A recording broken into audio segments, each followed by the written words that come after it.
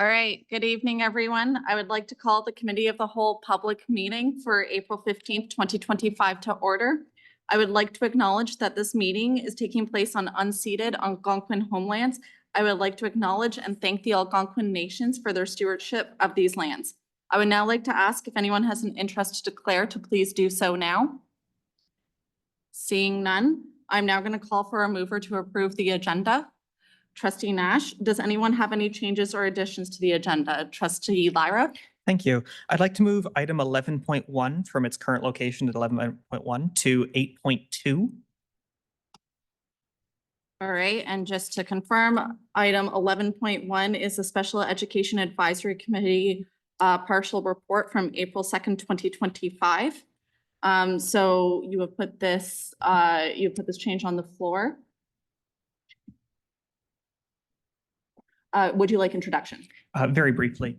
Item 11.1 discusses a recommendation from SEAC about the report that we're going to discuss. I feel it is better positioned before the discussion than after it.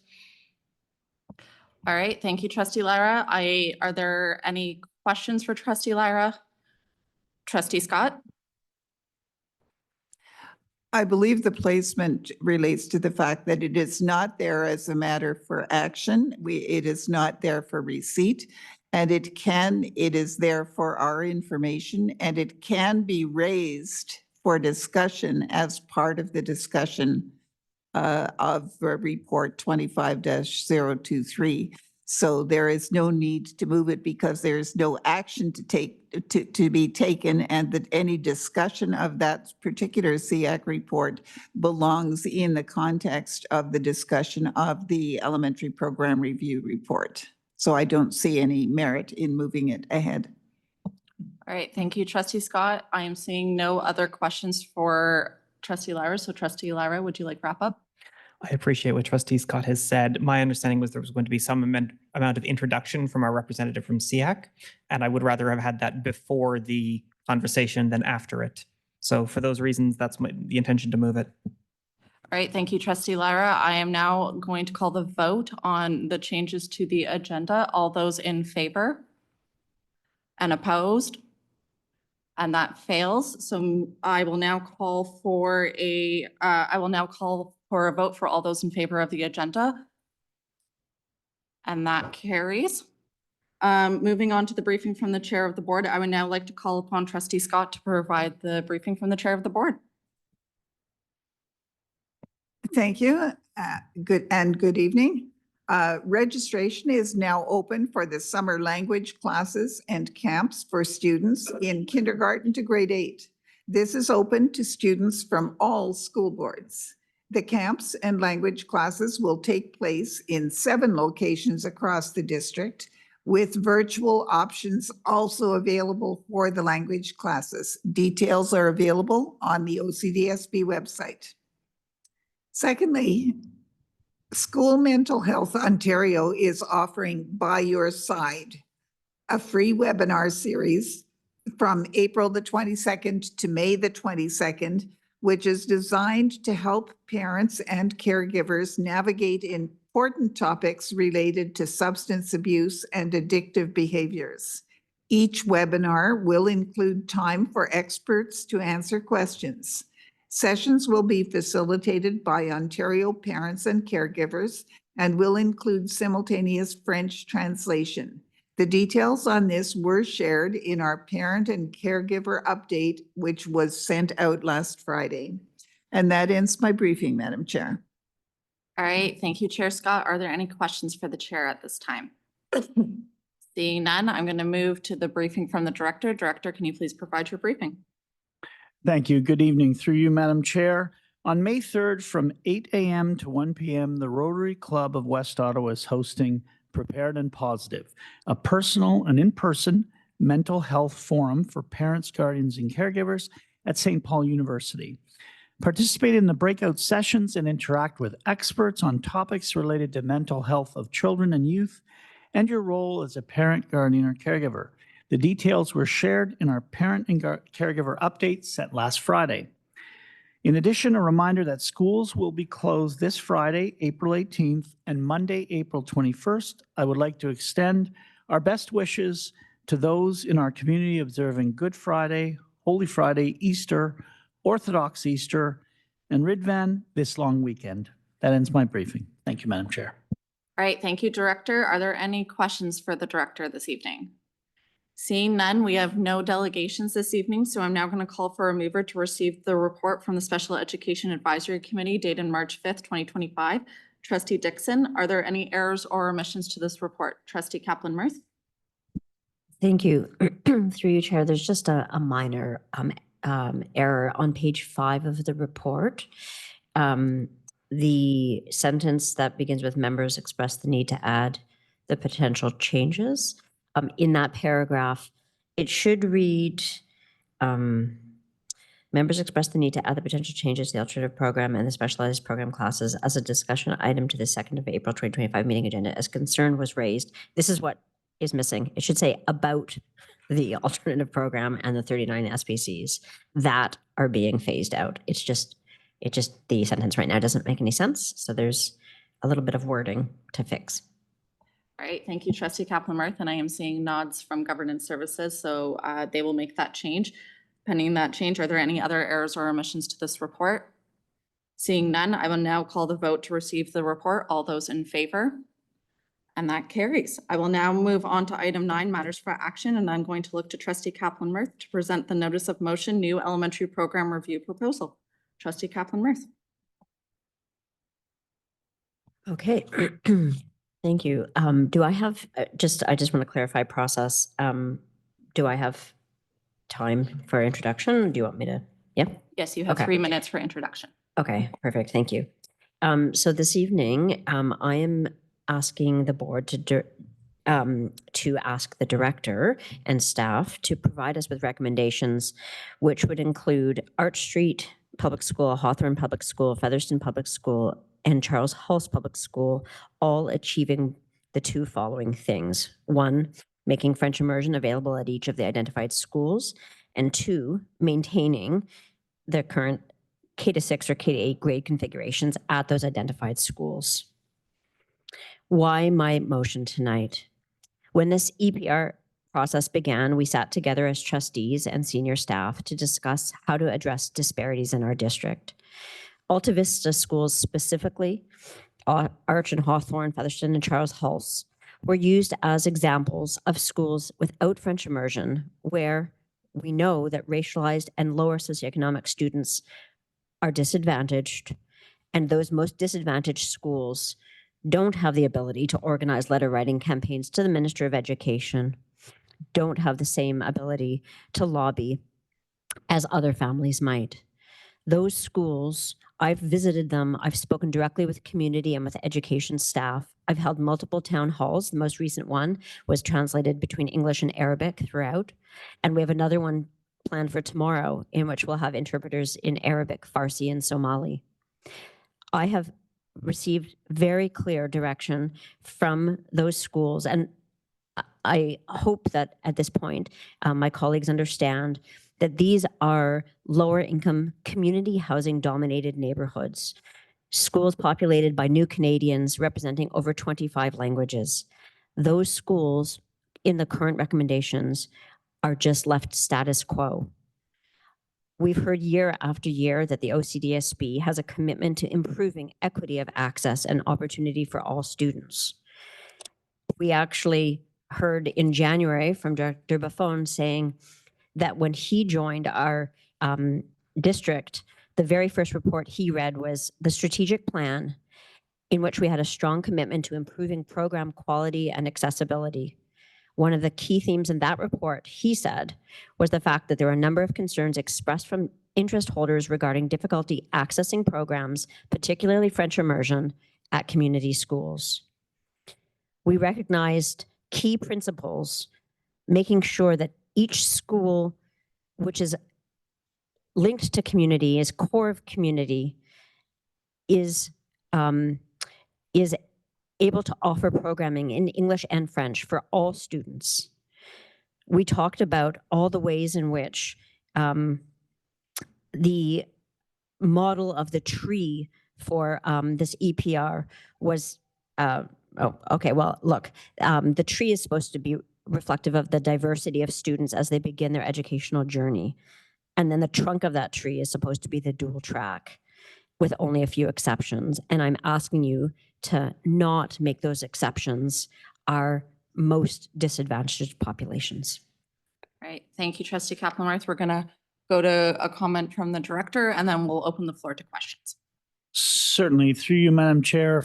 First of all, I want to respect and honor what Trustee Kaplan-Meier is bringing forward as a motion this evening. When I look at a motion of this nature, it does remind me of the direction provided to staff at the outset of the elementary program review. Once we got the review approved and going, there was, as Trustee Kaplan-Meier speaks to, a real desire to improve equity of access to programs and services. There's no question. When I look at, therefore it be resolved, staff has done our very best in the original proposal brought forward to bring equity of access to as many schools as possible. We did not do it to all schools in the initial proposal. We simply couldn't without further pulling down on factors for consideration, including grade configuration, the complexity of that for multi-child families.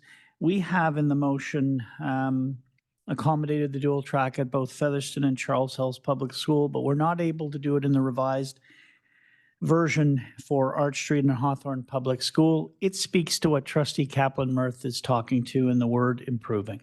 We are improving equity of access to programs and services in the revised proposal. It has not been absolute, and I'm not sure we will ever get to a stage as a district that anything we do is ever finalized absolute and doesn't need any further work. Making French immersion available at each of the identified schools and maintaining either a JK to 6 or JK to 8 grade configuration at each of those schools is not possible in the Alta Vista area.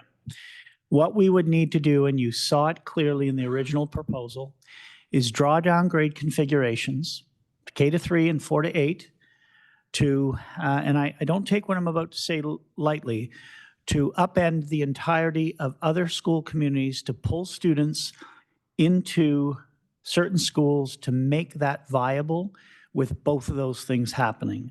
Not JK to 6 or JK to 8. We've got JK to 3 and 4 to 8 at best.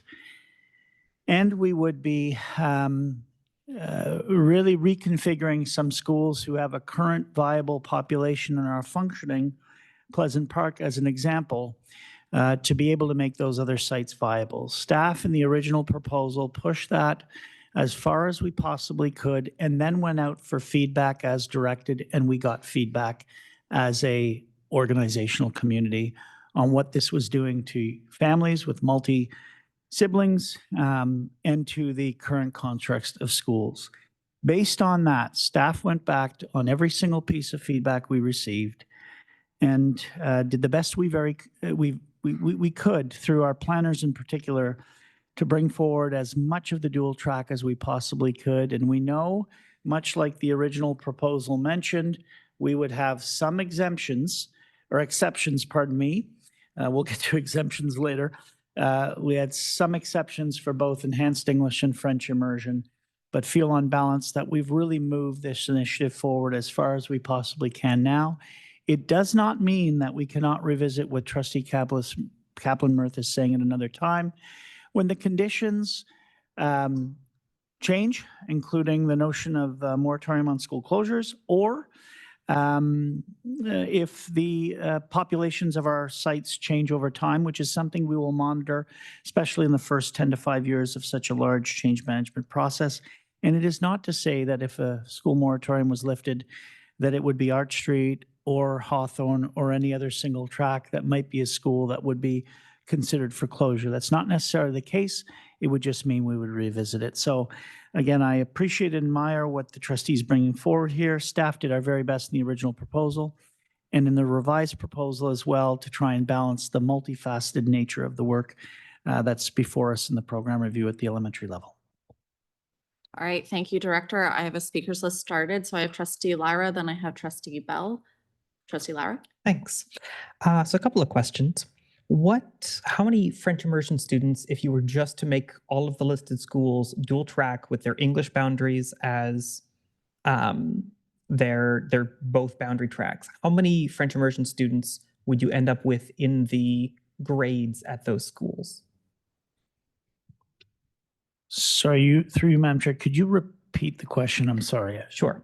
So let's try it like this. What is your concern about making all of those dual track schools with existing English boundaries or the proposed English boundaries as the boundaries for both English and French tracks? Through you, Madam Chair, we cannot make up students. We can't fictitiously pretend there's 100 kids that we can just plug in. When we make a dual track, we need a boundary. It doesn't happen on its own magically. If you create dual track at all those schools, you are pulling kids from other schools to even make the class work. It's not that we can just create a boundary or start up a program of immersion somewhere and hope that kids will arrive if there's no kids in the boundary that's been accounted for. So you create a new program, you create a new boundary, and that forces your hand in the configuration of grades on that site to actually make something possible at all. So what I've heard is that your concern is low enrollment in the French immersion program at those sites if they were to just become dual track sites with their existing English boundary. Am I correct? Incorrect. Okay. What I'm saying is that if you're going to create dual track at Arch Street and Hawthorne, you're pulling kids from another dual track school where we were barely able to make it work to begin with. That includes Charles Hulse and Featherston and a whole series of other schools, including Pleasant Park. So if you're going to dual track those schools, you're going to put in jeopardy the dual track nature of the other sites where we were able to accommodate dual tracking, including, not only putting that in jeopardy, including reconfiguring the grades to compress those grades to make something viable in a K-3 and a 4-8 context. So my interpretation of the proposal on the table is that all of those sites become standalone dual track schools with one boundary, the way we have done every other school neighborhood in the city, or almost every other school neighborhood in the city. If that were the case, what are the concerns? Through you, Madam Chair, you'd be facing quadruple grade or more configurations at schools. You'd have a grade 1, 2, 3, 4 in English, a grade 2, 3, 4, 5, 6, 7 in French immersion, or something of the like. That's what we're talking about here. Pedagogically, staff can't put that on the table. I don't know how I would teach that. I don't know how I would run French immersion with a grade 2 and a grade 7 all in one room. And I'm not exaggerating the configurations I'm putting in front of you. That is why staff had to move to a K-3 and a 4-8 configuration. Staff is not illusioned from the original request of the Board of Trustees. Staff got it, and staff did it in an original proposal. What you were presented with in the original proposal are those configurations for which staff received feedback. If we are looking at this in terms of dual tracking the system in a single faceted approach, you can do it, but we are left with a series of operational impossibilities that would make our pedagogical approach impossible to action. Okay. What is the smallest existing English triple track or English triple grade program in the district that you are aware of? Through Madam Chair, I don't have that specificity of numbers. I can check in with staff and let the trustee know. Because I am aware there are triple grade English classes at schools at dual track schools in our system that have single grades of single digits of students in that triple grade class. Sorry, through you, Madam Chair, I understand. Sorry, one moment, Director. And just to confirm, if the Director does not have the numbers on hand right now, so we're not going to be able to verify that. So I appreciate you're aware of that, but we don't have those numbers on hand. Through you, Madam Chair, I understand the spirit of the question phrased a little bit differently. I didn't have the exact lowest one, but staff did look in the planning work for the offering a dual track in the original proposal at sites where the numbers were going to be low, and the numbers were in the range of 2 in one grade, 1 in another grade, 3 in another grade. That makes a triple grade class with 6 students. Yep. Staffing that alone, in addition to what that would look like for a half dozen students in terms of a quality program, were the reason why in a number of sites, staff were unable to say, oh, we'll just dual track it all, no problem. That's what we're talking about. It was those kinds of numbers. It was not numbers like 12 in grade 3, 14 in grade 4. Those are regular. We're talking about 5 or less in each grade, and 5 is generous in some of those cases. So you are looking at triple, quadruple classes that don't even hit a primary cap of 20 in that way. That's what we're talking about in terms of numbers. So the reason I asked what's the number that you were most aware of, and I'm aware you don't have the smallest number offhand. The reason I asked is that we have schools that are proposed to end up with single digits in a grade 1, 2, 3 class with the existing proposal. And so I struggle to understand why some classes are able to have a grade 1, 2, 3 single digit, but the proposal on the table is being argued against because it would also create single digit grade 1, 2, 3, and then a grade 4, 5, 6 classes. No question through you, Madam Chair. We are talking about a difference between the numbers of 2, 1, and 3, and 9, 9, and 8. Those are different contexts. Okay. Historically, what has happened when an EFI program is opened at a new school? Historically, like any other program the Ottawa-Carleton District School Boards opens, it's wonderful, but they are all done with a tremendous amount of thought in advance. We don't simply open programs just to open programs. Considerations for not only that site, but its impact on the other sites around it all play in every single time. No difference here. Let me be more specific. When we have opened a dual track site at an existing English only school, what has happened to the French enrollment from the native students to that school? That's a complicated question for which you'll note in the report this evening, not the first link, but the second link in the report will reference you to a document called Navigating the Future. And in that document, you will see a difference in what happens between a single track school and a dual track school in terms of student migration from program to program. There is a difference in the movement of a student from classroom 7 to classroom 14 on the same site. Then there is from a student who happens to be going to school B and now is moving over to school A.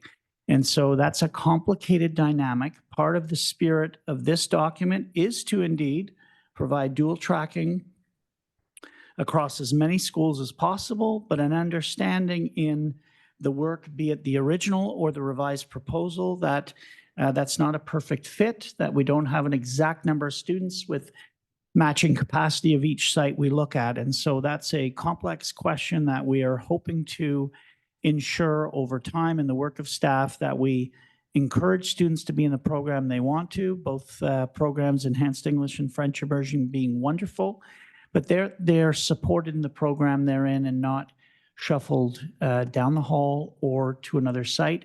And there's a difference between the amount of shuffling down the hall versus another site. Okay. Based on what you have said, I have a question of the mover, and that is your intent that this be a bulk move or a phase in, or are you ambivalent on which those you would like? Thank you for that question. So I will clarify that with respect to the operational abilities and skills of the staff, would defer to them. I don't actually specify, because one way in which this can be interpreted is introducing, starting in 2026, a grade 1 French immersion class, and then phasing it in year by year we don't know if we don't build it, who is going to come. And we're giving everybody else in the city the benefit of the doubt. So why not give those kindergartners who are in 50-50 kindergarten for JK and SK the opportunity to go to French immersion in grade 1 at those schools? We don't know who will register unless we offer it. Okay. Director, does the ability to phase this in change any of the answers that you have given with regards to program viability? Through you, Madam Chair, no, it exacerbates the problem in a long, drawn-out issue that will split families further, as the viability of the programs will become exceedingly clear that that can't happen. We have more pupil places in Alta Vista than we have pupils. You can turn that in any direction you wish, in any site configuration you want.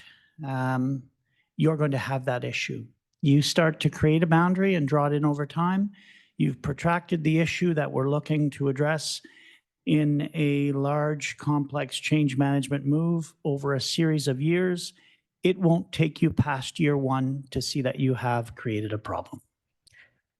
Sorry, I heard from the mover that this was one possible way to interpret it. So a bulk move was still an option, not just a phase in. And so I've run out of time, but I will come back on the list. All right, thank you, Trustee Lara. I have Trustee Bell, and then I have Trustee Forte, and then I have Trustee Dixon. Trustee Bell? Good evening, everyone. My first thought is around how we've taken a move now to allow French immersion entry in grade 1, 2, or 3. Correct me if I'm wrong. And I think that's a really great move. So related to that, have we done a survey of the families that are currently attending the English programs in these schools to find out if, in fact, French immersion was offered in their schools, but whether or not they would accept it? And I understand that there's a challenge around that because there are 25 different languages, I think I heard, or a significant amount of languages. So my question through you, Chair, to the Director is, have we done that work? Through you, Madam Chair, we've done that work on multiple occasions where we've introduced a program at a school, a new school site, where we've grown a program over time where we know that in building a new school, for instance, there's a population increase in the area that supports the creation of a new program. So we do have indication when we've made the thoughtful decision to introduce a new site or a new series of programs that we've got the student body to grow that over time. Do we get exact numbers? Not always, but we have a fairly good indication. Just as right now we have a good indication that we don't have the bodies in the Alta Vista community to put the dual track in every site without causing a significant number of logistical issues and pedagogical instructional issues for the student body. Sorry, I wasn't clear with my question. Have we surveyed the families of the schools in Alta Vista to find out if they are ready to move into a French immersion program in grade 1, 2, and 3? Thanks. Sorry, through you, Madam Chair, specifically with respect to right now, we've had during the active community engagement campaign, Trustee Bell, for the feedback session, we had a number of staff attend a number of our state-related sites. Charles Hulse, Featherston, the Alta Vista area was one of the areas where we visited a number of sites to gather input, and the interest and awareness of multiple options, including enhanced English and French immersion, were both recognized. There was great interest in it. Do we know exactly where every student will land? No, but the trend based on the interest and our past experience with the offering of dual track indicated that we could have that in place for 2 of those sites, Featherston and Charles Hulse. Not so for Arch and Hawthorne, again, based on the numbers. But yes, there was interest, and we did reach out to those communities as we did a broader consultation, but we went specifically to a number of those school sites, yes.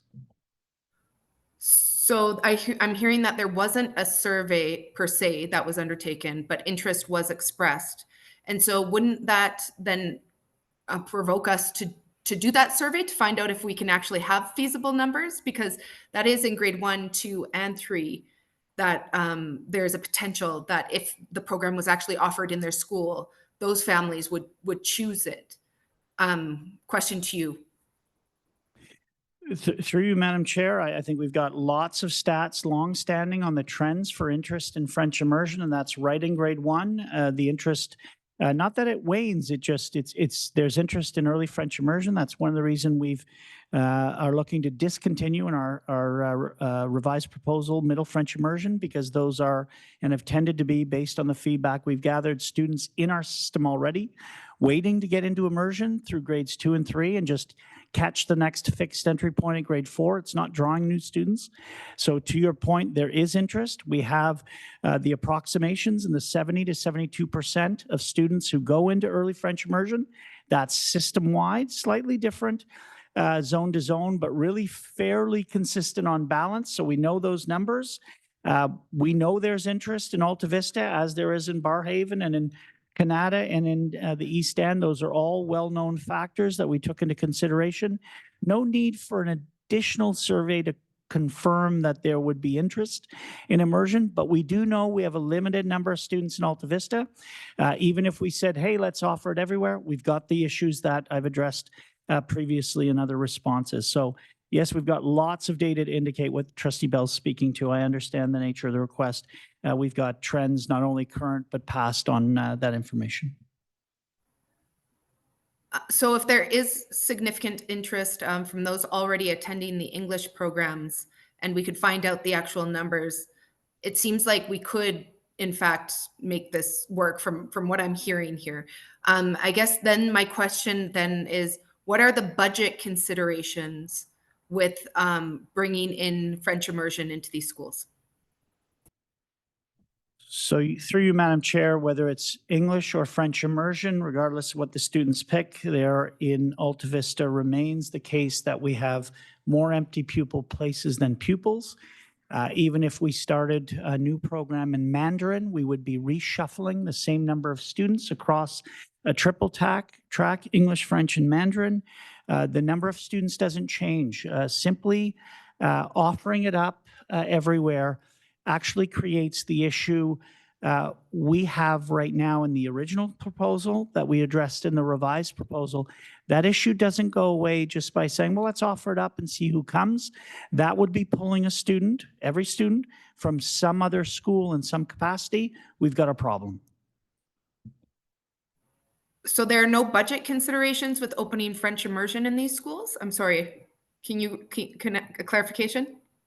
So through you, Madam Chair, much like we would with any large complex task, we're looking to optimize our resources, human, material, financial. You're quite right. If we are opening up a program, this is part of the reason why this motion doesn't work for the organization. And we have 2 students in grade 1, 1 in grade 2, and 3 in grade 3, and 1 in grade 4. We've got a massive resource issue. We are now having a small class size across 4 grades with a low number of kids. I am talking about less than 5 in each of these cases. That's a generous number.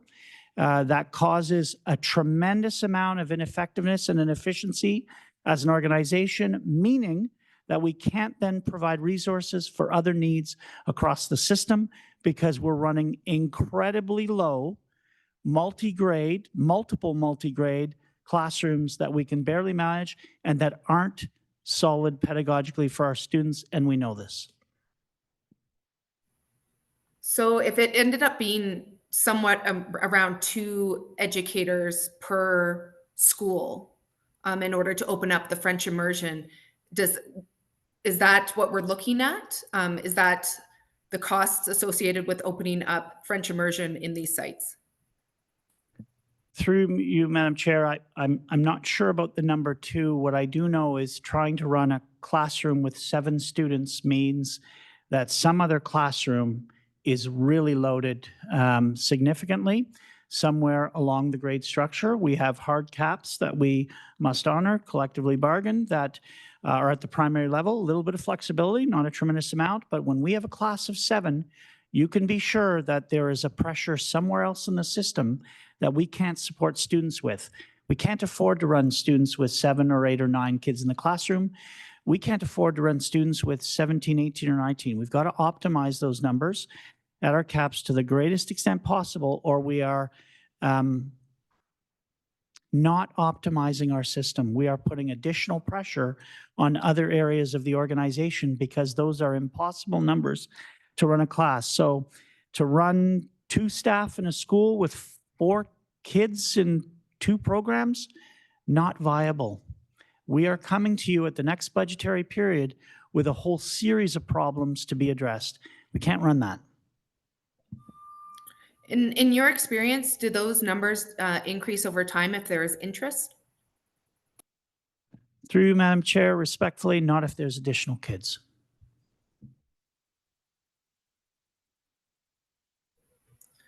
Okay, thank you very much. I'm hearing that this is a budget issue, it's a capacity issue, and it's the right thing to do for these communities. So I'm going to listen to what my colleagues have to say. All right, thank you, Trustee Bell. Trustee Forty? Through you, Chair. What I've been hearing from staff previously and from the director tonight is that we just simply don't have the pupil placements for this area. And when I look at the EPR, I see the beginning of some really good work. I'm wondering with the Alta Vista area in particular, if we need to just wait until the moratorium for school closures is lifted. And if that's the case, what can we put in place so that the future Board of Trustees makes sure this work continues? Through you, Madam Chair, I appreciate the question from Trustee Forty, and I think staff has given that some thought. There are a number of factors for consideration. One, as Trustee Forty has mentioned, is the lifting of a school moratorium. We don't have that in place. That would, to be honest,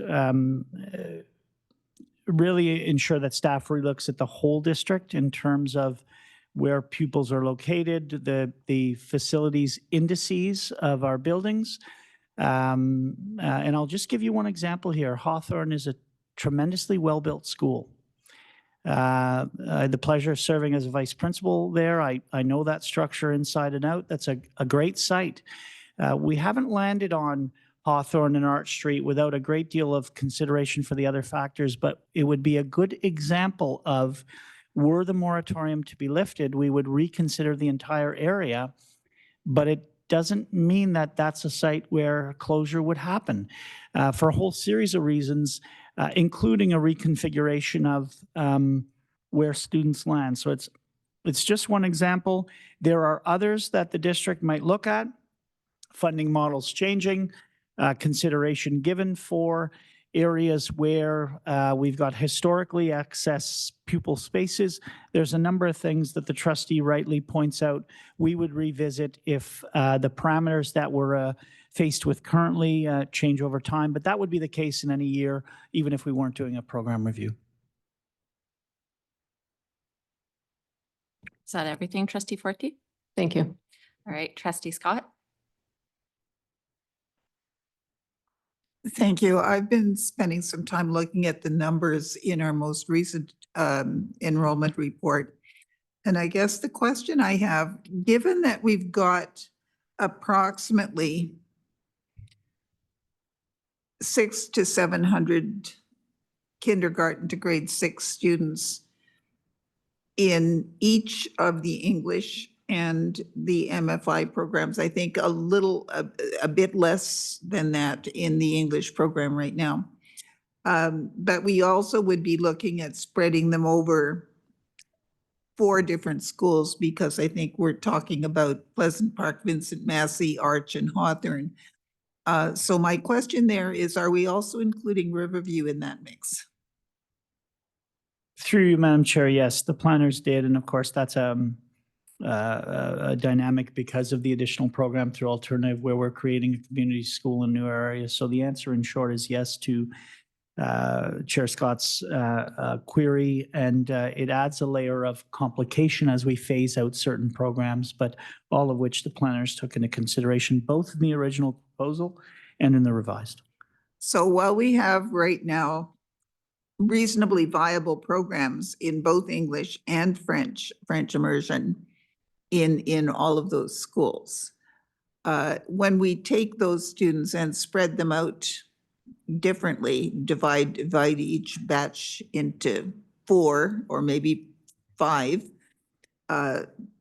with the FI kids and do the same thing with the English program kids.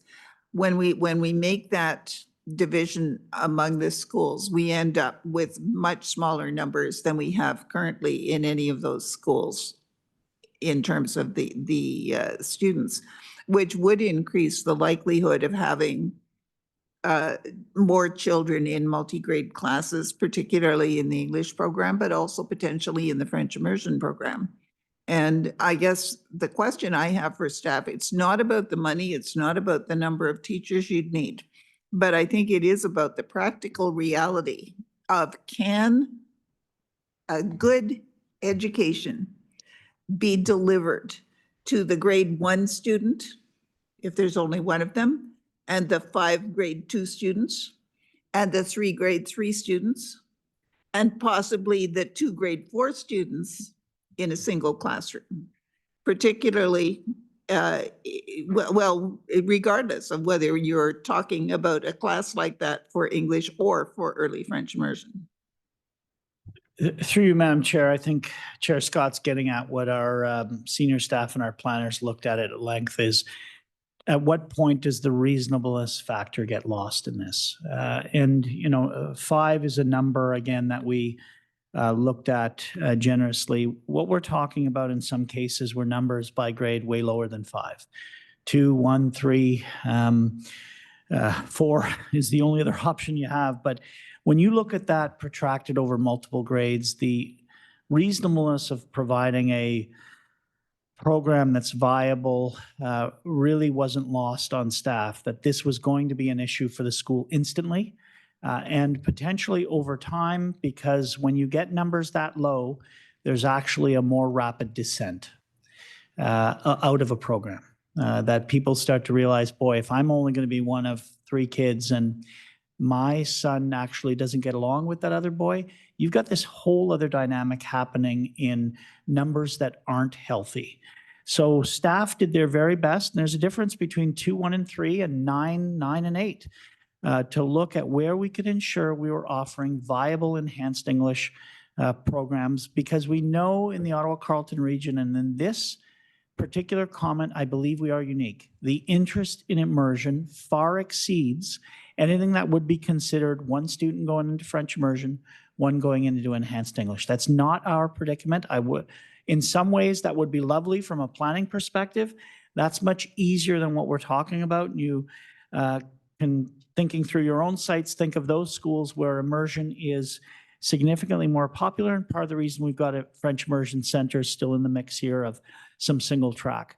That's where the reasonableness factor came into play for us as staff, to not put forward a proposal that had schools that we knew right off the hop would have numbers so low we would be creating a dynamic that was impossible to sustain or to support pedagogically. And I don't dispute we've got multi-grade classrooms in every site. 35 to 45% of our schools have got multi-grade classrooms. That's not what I'm talking about here. Not talking about a 3-4 with 13 grade 3s and 7 grade 4s. That's not what we're talking about here. We're talking about numbers below 5, significantly below 5, and in an area where we already have a number of empty pupil places. Thank you for that answer. I guess the other comment I would make very quickly is we've already heard concerns from some people about mixing grades in the early French immersion program, particularly in a triple grade class, because of the range of French language skills. It's not just the core curriculum that is the content of what they're being taught. It is also the level of language acquisition in French. And so I really have to wonder whether, in the interests of saying, we're going to put all this in every school, and so it's accessible to every child, what kind of education are we going to provide to them once they're there? Thank you. All right, thank you, Trustee Scott. Trustee Lyra. Thanks. Is it staff's interpretation this motion could be fulfilled by making an English-only site at a nearby school that is not one of the listed low-income schools? Through you, Madam Chair, that's an excellent question. Staff did look at other models. Where could English be supported? Landed here on the best possible outcome considering all the factors. And I will share that in our reach out to our more socioeconomically challenged schools, there were also concerns raised about a K-3, 4-8 configuration. There were a number of parents and guardians in those areas who trust the school they can see, who didn't know the name of the street of the school they would have to send their kids to, and who relied on the older sibling not only to walk the younger siblings in significantly sized families, but they also walked the younger cousins too. This wasn't a function of affluence or of privilege. It was a reality of a number of our parents, guardians, and caregivers, including some of our most underprivileged, who did raise concerns about sending their kids in a new country or a new city to a school that they really couldn't see close by. And so this wasn't a function in the grade configuration conversation solely of families who might be more fortunate in nature. My apologies. I think you missed the point of my question. Could this motion be fulfilled by making an English-only site at a nearby school instead of the low-income schools? So instead of having the low-income schools be the English-only sites, swap it with one of the nearby schools and have the low-income school be the dual-track school and a different nearby school be the English-only school? Through you, Madam Chair, no, without the same issues essentially being in play. Staff did look at that. So the question was, can this motion be fulfilled by making that swap in staff's understanding of the motion? In staff's understanding of the motion, no, we wouldn't be able to fulfill the motion Oh, okay. based on what the trustee is asking. So I will say that my primary concern right now is that we have left the English-only schools in the low-income communities. We have deprived the people in the most need of the opportunity or the option. And so my question is, can we reach some kind of middle ground and say, we acknowledge, I've heard what you've had to say. I acknowledge that we cannot have incredibly small classes based on the fact that we have so many people places. My question is, can we put the English-only sites not in the low-income schools and sort of make everyone around the table happy? Through you, Madam Chair, in part based on our raise index, Arch Street and Hawthorne aren't our lowest in terms of the index itself. All schools are on that continuum. So in a lot of ways, we've done that in the schools that we've been able to dual track. And so there would be no value add to making a shell move of that nature in an area where, again, we don't have any more kids. We run a greater risk of a problem happening based on creating an instability that isn't going to improve the situation to make this motion work. We're simply displacing the issue with what could be greater risks attached by arbitrarily drawing down a dual track to a single track or an immersion center to an English site simply to fulfill something at another site. This would be adding another element of risk that staff has worked these numbers over. I wish I could tell you for days, for weeks, and for months. Now we're just moving students around arbitrarily for some purpose that doesn't address the issue in the Alta Vista area. The concerns that I have are that we are not going to revisit this for 15 years. When we look at the last time we did an elementary program review, it was about 15 years ago. And if we don't revisit this for 15 years, then we have left some of our lowest income schools without the opportunity to have French immersion at their home school. And I have very little faith that we are going to see a removal of the moratorium on school closures in the near future. And so I am unwilling to support leaving English-only schools. I have proposed a number of things that I think could be used to try and work around this. It doesn't seem like other people are interested or engaged in having that conversation. And so I'm going to attempt to pass this motion. And if it doesn't succeed, I'm suspecting I'm going to vote against the elementary program review because I cannot stomach leaving English-only schools in low-income communities. Would staff like to respond before I go down my speakers list? Okay, I will continue down my speakers list. I have trustee Blackburn and then trustee Dixon. I'd like to call the question, Madam Chair. All right, so it requires 2/3. It requires a 2/3 vote, and trustee Kaplan-Murphy, you will still get wrap up if if calling the question does pass. So all those in favor of calling the question? And all those opposed? And that fails, so we are not calling the question. Trustee Blackburn, would you like to remain on the speakers list? No. All right, thank you, trustee Blackburn. Trustee Dixon? Through you, Chair. My question's for Director. We've listened to all these different reasons why we should do this and why we shouldn't. I guess I have two questions. My first question is so house rent for 4-year-old kindergarten, 5-year-old kindergarten is a 50-50, correct? So those kids that are in 50-50, what happens to them in grade 1 and grade 2? Through you, Madam Chair. Thanks, Trustee Dixon. The question, we have a 50-50 kindergarten program across the district, as does the coterminous Catholic Board system-wide. In grade 1, parents, guardians, caregivers get to choose whether they currently go into the regular English program, the alternative program, early French immersion, or they might stay in the regular English program and go into middle French immersion in grade 4. That's a fixed entry point of grade 1 for early immersion.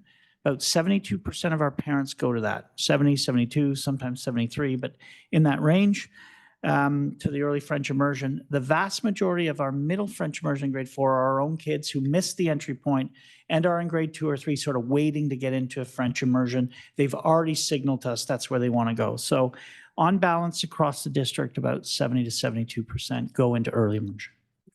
And then my last question. So in order for this to work, we really would have to go back to the K-3 and 4-8, and then we really would have to rechange the boundaries again to make other families unhappy to actually be able to do what is being requested right now. Now, do you think it's something that maybe we can phase in 2 years or 3 years? Would you look at something like that, or that is not even a possibility?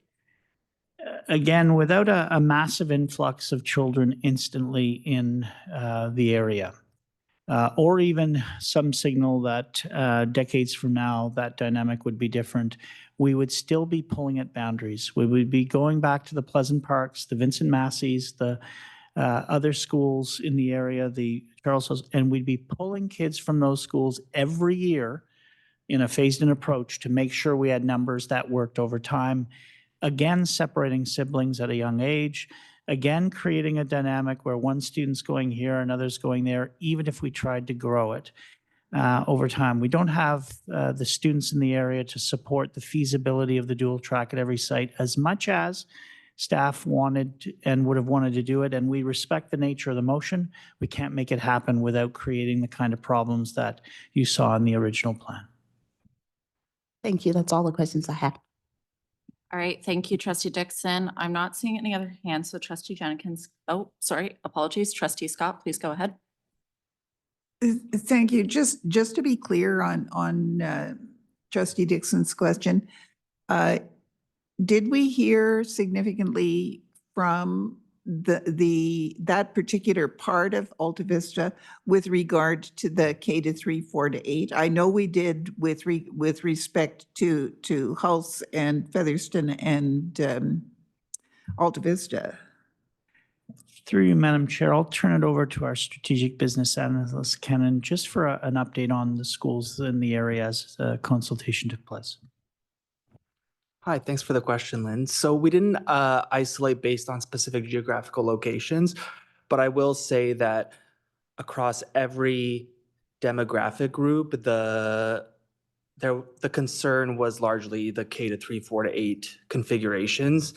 And in present feedback currently in our online survey that's continuously being analyzed, there's a lot of gratitude for reversing that decision to go with K-3, 4-8 configurations.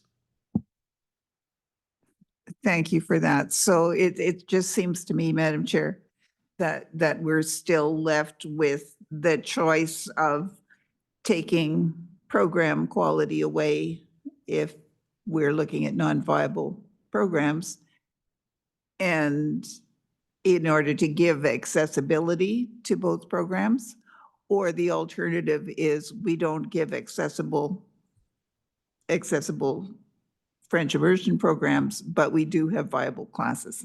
It's not an easy question. All right, thank you, Trustee Scott. I have Lily Miller on my speakers list. Hi, can you clarify that is there a reason that was given for the parents and caregivers to prefer to have their kids in English? Was it the class, the English or French, or was it the splitting kids up and going to different schools?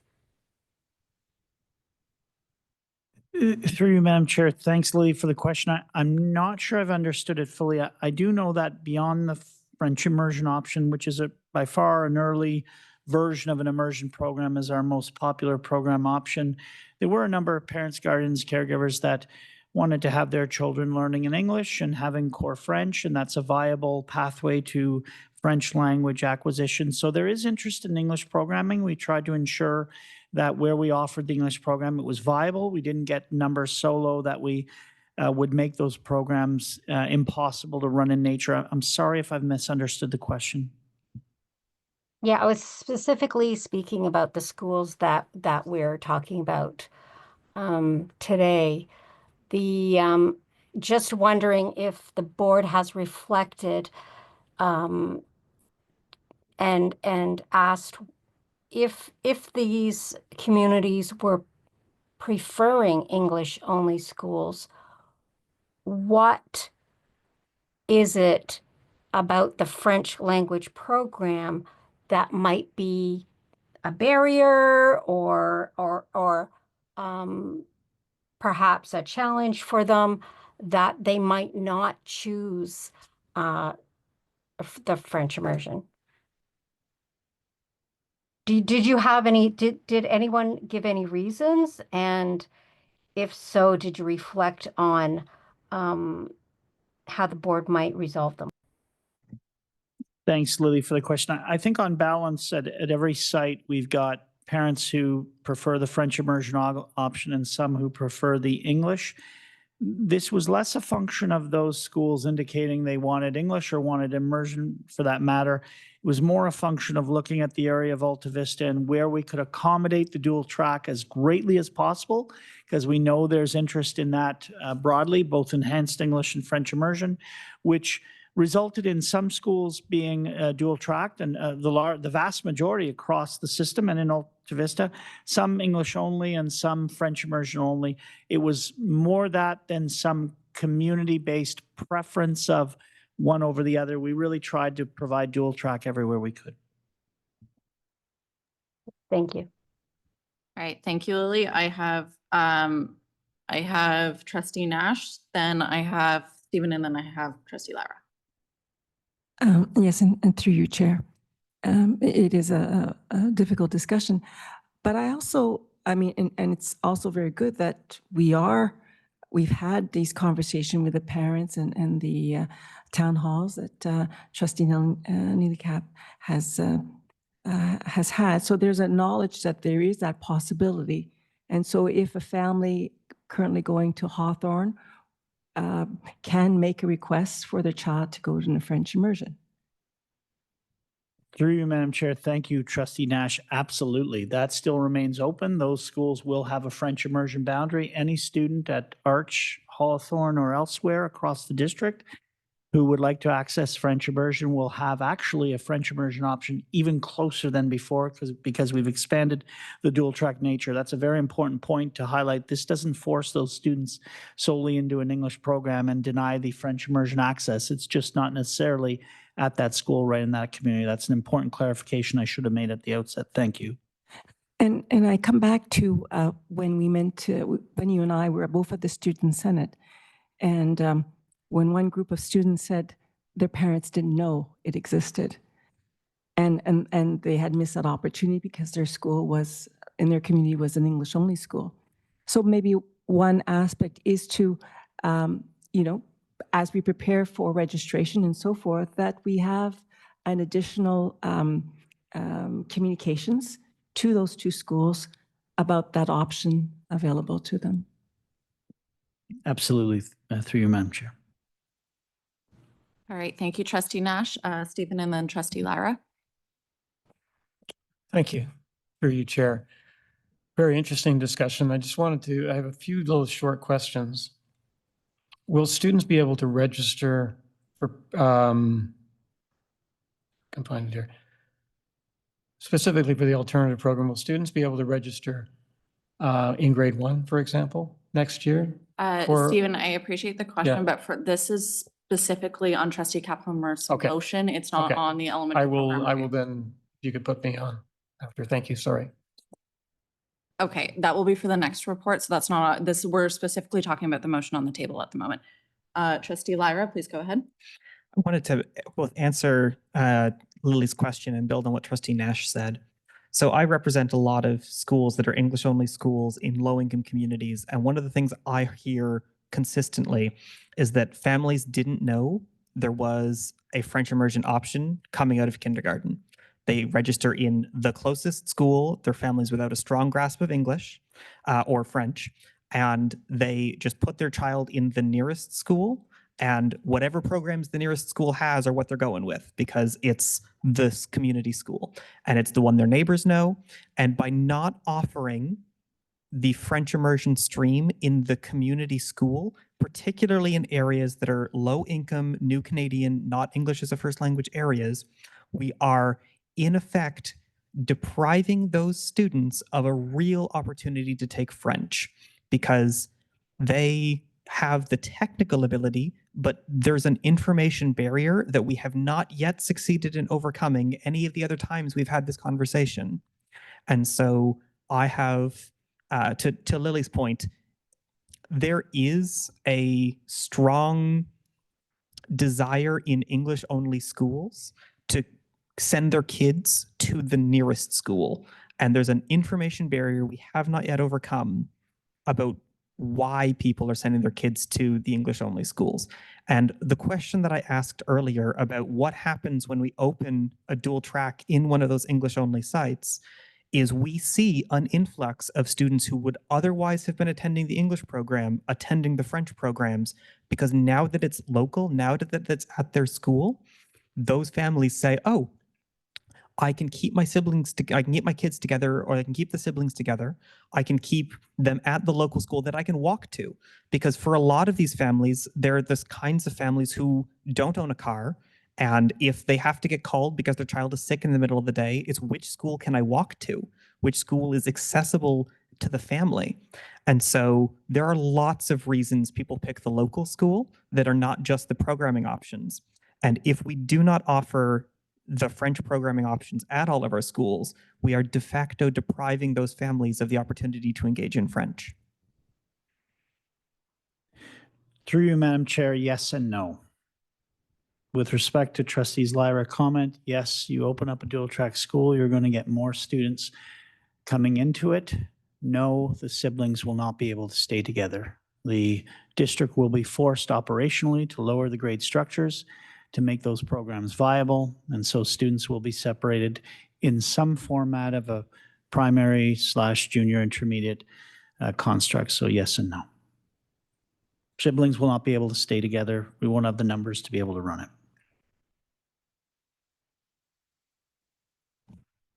All right, thank you, Trustee Lyra. Trustee Jennings, can you please take the chair? Go ahead, Trustee Milburn. I really appreciate the intention of this motion, and I went through a very similar situation in my zone. So I really do feel for everyone around the table and how difficult these decisions are. My question is to the mover of the motion. Have you heard loud and clear from your community that they do not want a kindergarten to grade 3 configuration at their schools? Thank you for that question. No, in fact, where we've heard lots of gratitude for reversing the decision about K-3 and 4-8, that's often families that have the ability to lobby and are already advantaged. What I've heard from the families who wanted to have the opportunity for French immersion is that they would have been willing to have French immersion, like whatever configuration that required. And that is also what I said to the director and staff in the initial conversation when we originally had French immersion at every school. It was very clearly said that that would have been better, but we've reversed on that to appease those with the most advantage, and we have left behind the others.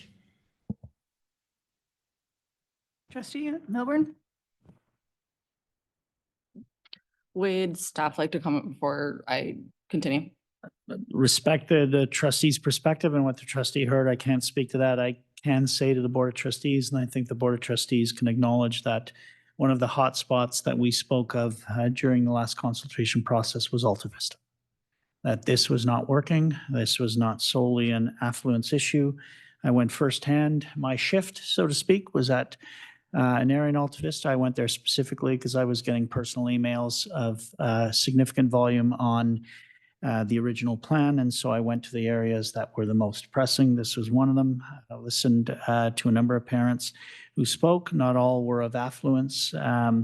And then tracked what our strategic business analyst had said, having been a principal at Charles Hulse Public School and a vice principal at Hawthorne in this district, followed the engagement with our communities there. And again, I reiterate, this was an area of concern in terms of what we were doing, not only in grade configurations, but the complete shift in a number of other schools and what we were doing to their populations, Pleasant Park, Vincent Massey, and other to make it work, were areas of issue. Okay.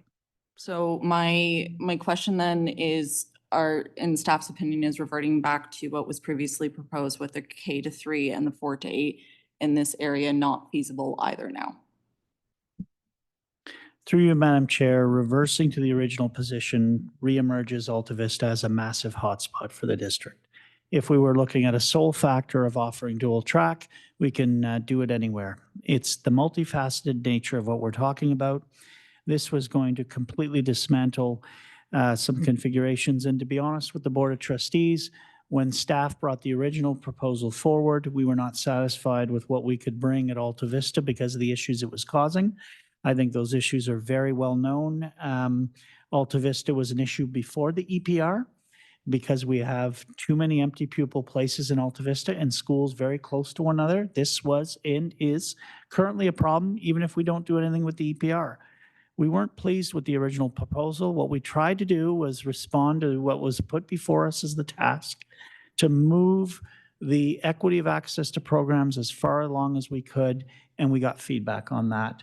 That's why the revised proposal, I'm pleased with it. We've been able to move dual track in even more schools than we had, even in Alta Vista and across the district significantly. We've advanced the work of equity of access. We said at the outset this was not going to be perfect, and it was never going to be single-faceted. We were never going to block out everything else and just say we're going to look at this one thing in complete isolation. I don't know how we could do that as a large, complex organization. So staff is really pleased at the reasonableness of the revised proposal, taking in the feedback. And I come back to the point, if the point here was simply to make this decision irrespective of factors, we should have never gone through any kind of a consultation whatsoever. We should have got direction on the 2nd of April of 2024, do this, and that's your mandate, that's it. We went to the public to get feedback and we heard it. Right, that's all my questions. Chair, back to you. All right, thank you. I am seeing no other questions, so I'm handing it back to Trustee Kaplan-Murphy for wrap up. Oh, I apologize, Trustee Scott. Yes, before we get to the end of this discussion, I just would like to know one thing. And that is this particular group of schools, Arch, Hawthorne, Vincent Massey, Pleasant Park, and maybe Riverview, sufficiently decoupled from Featherston, Alta Vista, Falls, that if this motion failed, it would be possible to consider reverting to the original K-3, 4 to 8 proposal for Arch and Hawthorne and dual tracking? Through you, Madam Chair, it's an excellent question. Staff to look at that. In short, the answer is no. Unfortunately, these schools are tied together in multiple capacities. We would have to look at it as a whole. Thank you. All right, thank you, Trustee Scott. Trustee Kaplan-Murphy, you now have 3 minutes for wrap up. Thank you. Through you, Chair. We have Pleasant Park School that is over-enrolled at 141% capacity and has portables. We have Vincent Massey that's 111% over-enrolled. And yet we're unwilling to do what Director Buffon said himself in January. He said it's important to displacement dislocation may not be insignificant, but it's important to balance that against the numerous benefits that would be achieved with a more equitable and accessible school system from there on for us as an organization. You argued that at the time, we might have to make some people upset and move them around, but we needed to do it for an equity reason. You've said to us repeatedly that communities say that they trust the school that they can see, but we've given these most disadvantaged populations the only option is English in the school that they can see. You've told us repeatedly that we only really get one kick at the can here. And what we're doing is we're leaving behind the most disadvantaged students. Despite all of our work on the EPR, the most disadvantaged students are still being left behind. Arch Street and Hawthorne Public School deserve better. The children there who are predominantly racialized, who are newcomers to Canada, whose households are the least socioeconomically advantaged and the least likely to have responded to any of our surveys or to have come to any of our consultations. Those students are told yet again that they can't have French immersion at their school. They're told that they're required to leave their community school if they want French immersion. And we've heard from numerous trustees here tonight that that's an unlikely possibility. I am asking OCDSB to take a risk for those students. I leave the operational component to that up to you, but bringing those students, giving those students French immersion in their schools is truly the least we can do to show that we are addressing the equity issues that we see again and again and again. I have held my meetings with those schools in more than one language. I'm going to end with this if this works. I am saying we have a double standard here. We're willing to take the risk for other children. This is a question of equity for these children. It's our responsibility to do better than the status quo. Hold on. مستعدون للمخاطرة من أجل أطفال آخرين. إنها مسألة إنصاف لهؤلاء الأطفال ومن مسؤوليتنا أن نكون أفضل من الوضع الراهن. I'm afraid I can't also translate it to Farsi and to Somali, but I would if I could. So I'm asking you to please give these kids the chance that we give to other kids. And even if it's going to be a small program, let us try. Thank you, Trustee Kaplan-Murphy. All right, so can we please have the recommendation on the screen? Does anyone need the recommendation read out loud? I am seeing none, so I am now going to call the vote. All those in favor? All those opposed? And all those abstaining? So that was 3 in favor, whatever the math is, minus 1 opposed and then 1 abstention. All right, and does everyone need a 5-minute recess or do you want to continue on? I'm looking around the room for a nodding head if we want to continue on. Oh, sorry, and apologies. It was the motion has been defeated. All right, I'm seeing no nodding heads for a break, so then we're going to continue on. So I am now going to call upon the director to present report 25-015, student learning update, student engagement and well-being. Thank you. Through you, Madam Chair, I'll turn to staff. Looking forward to this second student learning update regarding student engagement and well-being, led under the leadership, of course, of Associate Director Brett Reynolds. We've got Superintendents Keene and Stout, as well as Manager of Reed, Andrea You know Rahim. what, Director, I sincerely apologize. We're going to take a 5-minute recess because a couple of people have now just gotten up.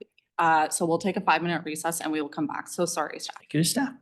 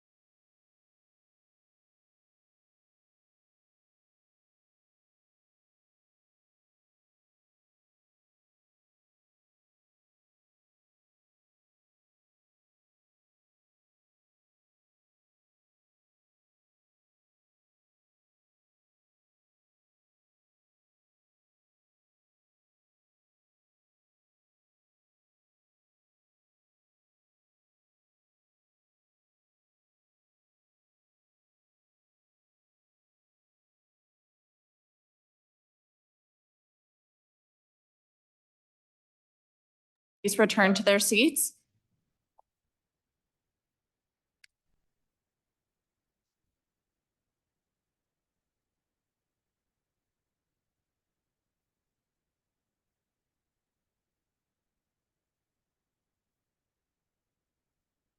Okay. Sincerely apologize for interrupting for a brief recess. So please pick up where you left off, either director or staff. Right over to staff. Thank you. Thank you. Through you, Chair. You have before you tonight the second of 3 learning reports that we bring that align with the ministry's student achievement plan, where there are various indicators outlined by the Ministry of Education for monitoring student achievement in core academic skills, engagement and well-being, and preparedness for the future. So tonight we have before you the report on the pillar for student engagement and student well-being. So the 3 data sources that align with the indicators identified by the ministry are student attendance rates, suspensions, and survey data. For attendance, we're looking at the proportion of students in grades 1 to 8 who are present for 90% or more instructional days. So this is a little bit of a shift in terms of how we've reported on this in the past, where we're talking about days that they are physically present at school as opposed to absences. So keeping in mind things like a G day where maybe buses are canceled. If a student is not present, then that's how they are coded in this data set. So it's based on time attending school. We also have data on student suspensions. So the proportion of students in grades 4 to 12 who are suspended at least once, and survey data. And so for this, there's a ministry indicator around students being aware of supports that are available if they have questions or concerns about mental health. But in addition to that, we've included our Valuing Voices survey data as well on the student experiences that they reported, disaggregated by our identity data. So looking briefly at the data on student attendance, we have 2 ways of looking at attendance data. One is the provincial data that allows us to make comparisons between attendance at the OCDSB to attendance province-wide, and we see that our attendance rate is 4% higher than the provincial average. We also use internal calculations of attendance data so that we can monitor progress over time and so that we can disaggregate that by our identity data to see where we may have some gaps that we need to continue to address. In looking at that data, we see a 15% increase in attendance compared to the previous year. And we also see differences in attendance when we disaggregate by identity data. We see that our students who identify as Indigenous had the lowest attendance rates since but that they also increased since last year and at an even greater rate than the 15% we're seeing at the OCDSB overall, showing some progress in narrowing that gap for the attendance rates of students who identify as Indigenous. When we look at our suspension data, we see that 3.2% of students in grades 4 to 12 at the OCDSB were suspended last year. That is a rate that's slightly higher than the previous year, but still lower than the rates that we were seeing before the pandemic. Suspension rates for the OCDSB continue to be slightly below the provincial average. And although the rate of discretionary suspensions is very similar to the previous year, we see that it's the number of mandatory suspensions that are what are driving that slight increase. We also, again, explore this data by our identity-based data and see that students with special education needs are suspended at almost twice the rate of the overall student population, with the highest rate being for students with a behavioral exceptionality. Lastly, I'm going to touch on the survey data. As I mentioned, the EQAO question on awareness of mental health supports was included last year. Because there was only 1 year of data, we don't have trends over time, but this does allow us to establish a baseline and make some comparisons to the province where we see that our results are closely aligned with what we see province-wide. And then finally, we took a look at our school climate survey responses from our survey in the spring of 2024. We see that 93% of our respondents reported moderate to high well-being, and that 78% of students report feeling safe at school. Although most school climate domains did see an improvement in student perceptions and experiences compared to our last round of school climate surveys, we do still see that when we disaggregate by our identity data, we do have some areas where we have underserved groups of students still reporting less favorable experiences at school. And the analysis of that data related to sense of belonging, relationships with adults at school, bullying, feeling represented at school are disaggregated by that identity data and reported in Appendix B. And I will highlight that this data has been a key topic of conversations with our principals throughout the school year. During our superintendency meetings where we meet with principals, my team tends to have office hours where we have dashboards for individual principals where they can explore their school data. So for example, if a school sees that they have a higher proportion of students who identify as Black, they can dig deeper into the data specifically for that group of students to see what their responses look like, to see what the support should be tailored to look like at those particular schools. So while that data is really useful for principals, in addition to the reporting that we do here district-wide. And I'm now gonna pass it over to Superintendent Stout to talk a little bit more about some of the work that we're doing. Thank you very much. So I'm just here on behalf of Emily Bala, the General Manager of Learning Support Services and the Mental Health Lead for the board. Unfortunately, she had another commitment this evening. And so I'll share some of the key initiatives and actions that we've been working on throughout the year on her behalf. So certainly wanted to share some of the work that we're doing around attendance and re-engagement. We have recently run a re-engagement program in partnership with Program Services and a community partner that is the Parent Lifeline of Eastern Ontario. The purpose of this is to really look at those Tier 3 students who are struggling to come to school and trying to re-engage them. And so that has been work that we do with students and parents and caregivers in partnership with, as I said, PLEO, as well as our own social workers to build back re-engagement and have them return to school. A second key initiative we wanted to share with you and a real key area of success for us has been our Mental Health Champions Symposium. And so that is where we have brought together 2 student representatives as well as 2 staff representatives. We launched in September, and the purpose of this is really to be youth-led work with adult champions in schools to lead mental health promotion initiatives in their schools. The goal of this is to really help student voice bring other students along to help destigmatize mental health issues. And we're looking forward to a wrap up at the end of the school year in May, bringing those groups back together to celebrate some of the accomplishments this year. We wanted to highlight for you the development of educator toolkits and student wellness kits that staff members have been distributing through the system. The purpose of these kits really is to engage students in conversations about mental health and remind them where to find key resources that they may be looking for. And again, to work on some of that destigmatizing and promoting good relationships between staff and students. We have definitely rolled out and supported the implementation of the mental health literacy modules that were initiated by the Ministry of Education. The purpose of these modules, again, is to help raise awareness for students, to focus on coping strategies. And we've worked in partnership most recently with OPH and Rideau Wood with our intermediate educators to deepen their knowledge and understanding of the intersections between substance use and mental health. There is ongoing work that happens with the Safe School leads and administrators to ensure that there is clarity around the understanding of progressive discipline, discretionary and mandatory suspensions to work on consistency of practice and ensure that understanding across the district around the purpose of a suspension and how to support students through this. And lastly, we'd highlight for you some of the training that is going on with restorative practices across the district. We have level 1 training that's happening for educators to help support the continuum of restorative practices focused on that relationship building and community in schools. And we also have been working on restorative conferencing training.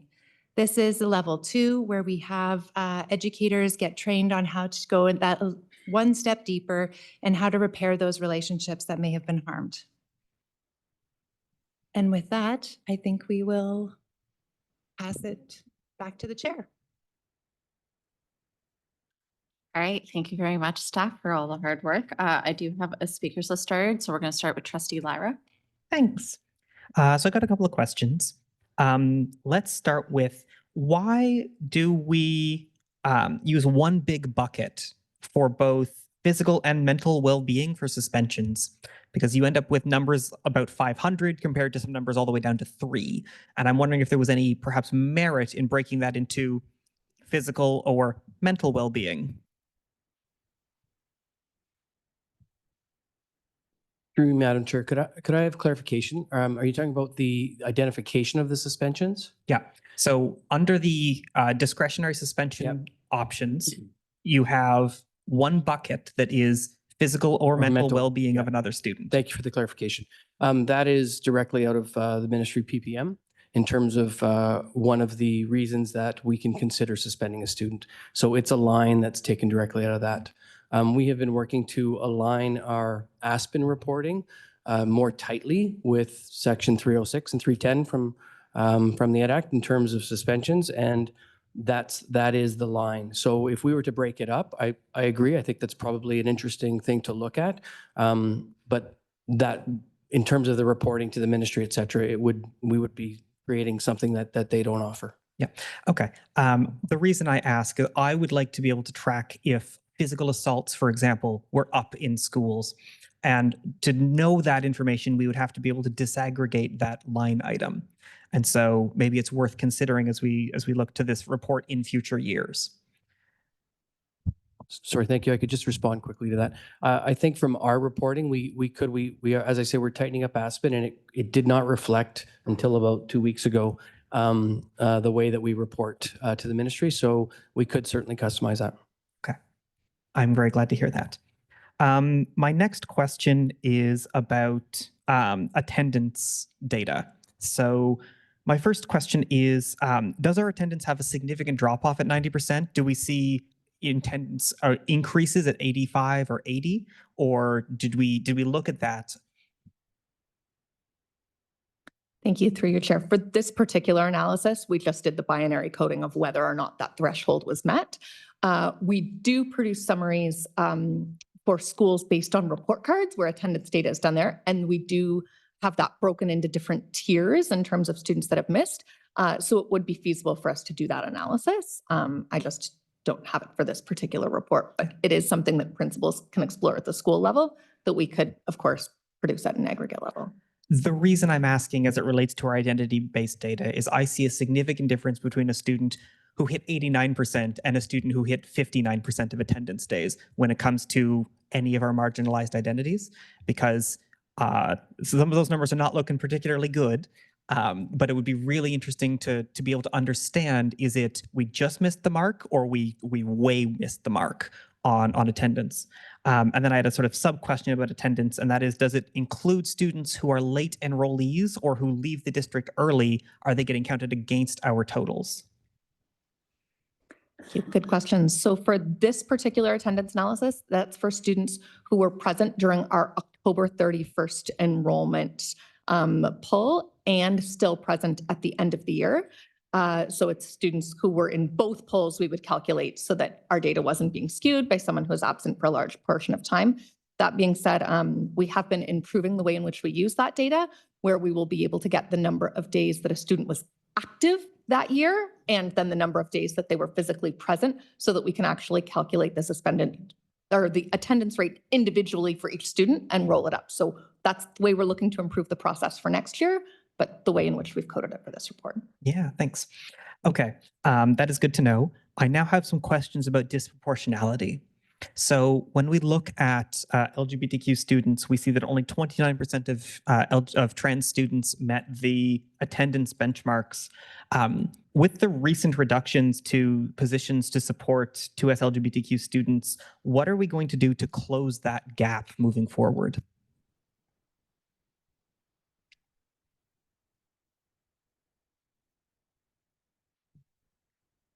Thanks for the question, and through you, Chair. I think that there's a lot of work that we have done, we continue to do, and we will continue to look towards. Some initiatives that we are working on currently is around, we just finished a parent support group supporting students and youth who are identifying as 2S LGBTQ+ to kind of look at what resources they can explore, and they can be using to support each other through that journey as they're trying to navigate their way through school, whether that be for attendance or other reasons. I think that there are bigger questions perhaps that we need to dig a bit deeper in, and certainly our identity-specific teams are looking to help us be more responsive to some of the information that we have based on the data that's coming forward for these particular groups. So I'm glad to hear that there was a parent support group. Is that something that is going to be continuing into the future? Because I'm curious if we are at 29% with this in place, what are we planning to do moving forward to reduce that disproportionality? I'll let Superintendent Stout talk about some of the work that's being done, but I do want to highlight that the 29% was for the 2022 to 2023 school year, and it actually increased to 44% for the 23 to 24. So we've got not that 44% is where we want to be. I completely agree. We want to get that disproportionality at one, but we do see an increase, and it is 44 the most recent year. I'll let you speak to the work. I think staff are committed to continuing to see the efforts that have started and potentially to continue growing them as needed. And before I hand it over to you, Trustee Lyra, does the director want to add anything or clarify anything when it comes to the sports for these students? Appreciate the clarification that our General Manager of Reed pointed out, and Superintendent Stout's efforts to say the staff is committed to continue to work, continue to listen to our student voice and leadership on what are promising practices that are making a difference for them, to move that number, as mentioned, from 29 to 44 and onwards and upwards. Could the director clarify how the recent proposed staff reductions may impact this work?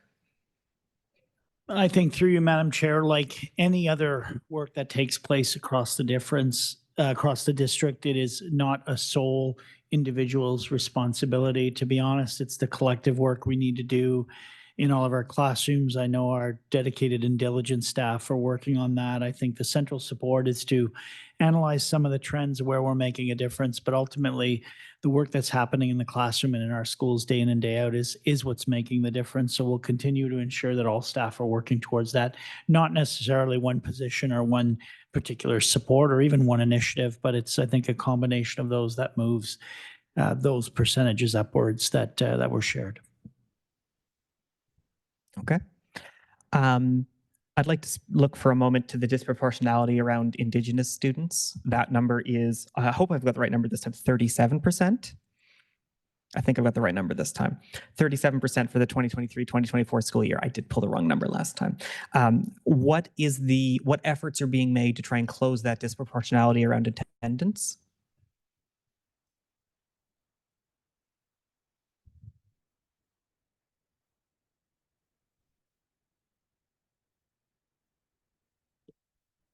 I don't know that I have anything specific to add for that particular group at this time, but I'm happy to take it back to my team and working in partnership with Superintendent Riddell to make sure we can bring forward some information. And through you, Madam Chair, just to add to Superintendent Stout's comments, you know, the work of our Indigenous scholar right now, looking at practices happening in other districts that are meeting the needs or better meeting the needs of our Indigenous learners and what our non-Indigenous students can learn in partnership with our Indigenous students is what we're hoping to gain from that report, to try and help move the kind of questions and prompts that you're rightly posing to us here of how we improve everything from attendance to achievement to wellness. I see I only have 15 seconds left, so I want to jump in real quick and ask a similar question about the disproportionality for Indigenous suspensions. So we have seen, I believe this report says 1.6, which is, you know, more than 1.5 times as likely to be suspended if you're an Indigenous individual. And I'd like to know what we're planning to do to try and bring that number down. Thank you, through you, Chair. Again, the Indigenous portfolio lies with Superintendent Riddell. I can certainly speak to some of the work that her team has done in my experience as a superintendent of education, particularly with the advent of the Indigenous support workers. The one that I'm working with, Jolene Moriarty, she is working very, very hard to meet with individual students in all of the schools in our superintendency. And I can only speak to individual situations and the impact that that has had in terms of sense of belonging, feeling of recognition of their identity, and then some of the struggles that these students are working through. And then on a more general sense, I think that one of the things we're working hard at is trying to help our principals really work through PPM 145, really understand progressive discipline, really determine what's a suspension, what isn't, and helping to define some of those mitigating circumstances that have led to the behavior that's in question. So I'm sorry I don't have more information specifically, targeting our Indigenous students, but I will also go back to Superintendent Riddell and get some more information about that. All right, thank you, Trustee Lara. Trustee Nash? Yes, and through you, Chair. I don't believe the student trustee is not online, Shiranya, because I know mental health is a topic that's often discussed at the Student Senate meetings, but I'm not seeing her online. Very good. Because you refer to a symposium for students and staff, and that you'd be reporting further about how this is the events that are happening in schools. Would you have some examples of certain events that happened in schools following the symposium?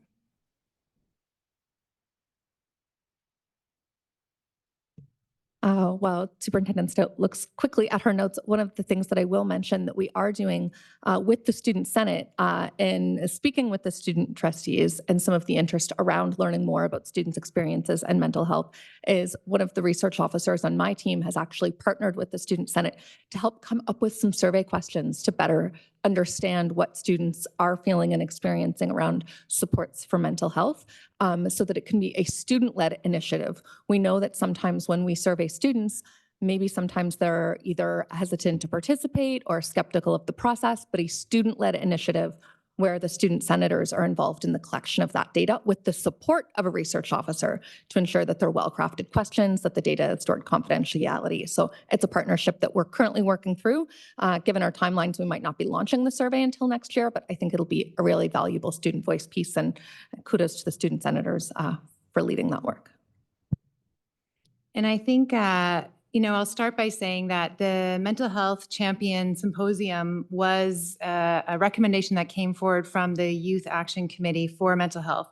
And so that in and of itself is a student-generated initiative that we were excited to launch alongside them. Some of the things that came from the Mental Health Symposium Day and the work that they continue to do throughout the year together, and some of the ideas that have been, or more than ideas, some of the things that have been run in our schools include running wellness days for the student body. So those ensuring that they're promoting and demonstrating good mental health. Also giving out of goodie bags to smash the winter blues.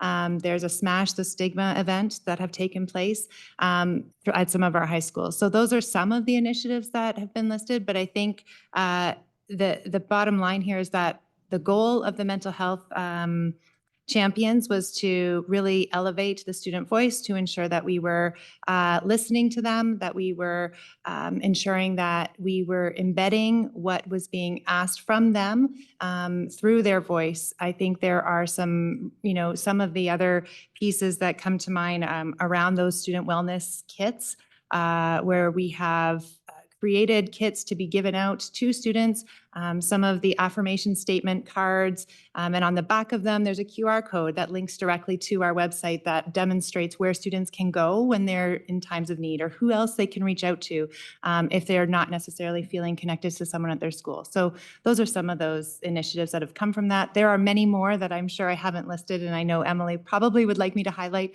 but those are some of them. And again, always happy to come back and share. I think the other thing that I would like to share is on the website under mental health, there are new videos that have been launched. One of them is on the Mental Health Champions Day, but we also have the Inspire video series that are where students posed questions to our mental health team, and then our mental health team responded in a video series. So one of them that I'm thinking about is around procrastination. And so the question that was posed was, how do I overcome when I don't want to get my assignment done, something like this. And staff were able to kind of give 5 quick tips for students to think about. So those get launched, I think, on a monthly basis and go out through our student updates through Director Buffoni, as well as they're on the website. Excellent, thank you. And I'm really glad with the connection with the Student Senate, because I know it's something that they often discuss. And as I say, I know for Student Senate, Sharanya, that's been one of her big initiatives. So thank you. And you've answered my question about the kits, because I wanted to know what was inside those kits. But so thank you. Oh, yes, I did have a question with regards to attendance. Is there a reason why I saw that from grade 1 to 3, attendance increases, and then there's a decrease to grade, and with the lowest being 8? Was there a particular reason for that? Did you?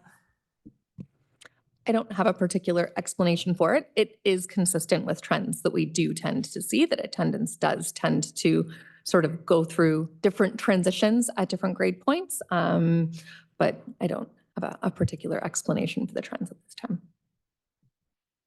Thank you. All right, thank you, Trustee Nash. Continuing down my speakers list, I have Trustee Scott. Thank you. As always, a very interesting report. And I think I need a new lesson on disproportionality.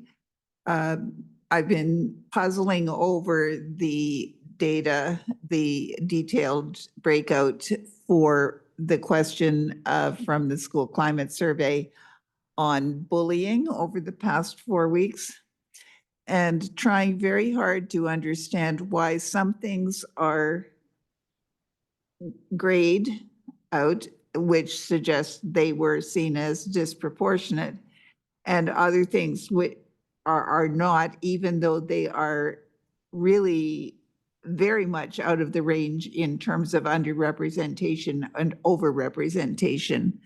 The one that really caught my eye on that was there was one where there were no responses from parents and caregivers under disability addictions.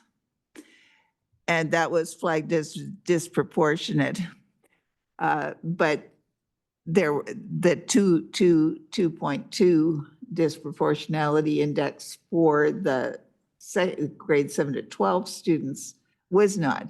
So I was just trying to figure that one out. So to clarify, when the disproportionality is grayed out, that means that it should be interpreted with caution because numbers are low. So anytime that there's a gray box in the disproportionality column, that's indicating that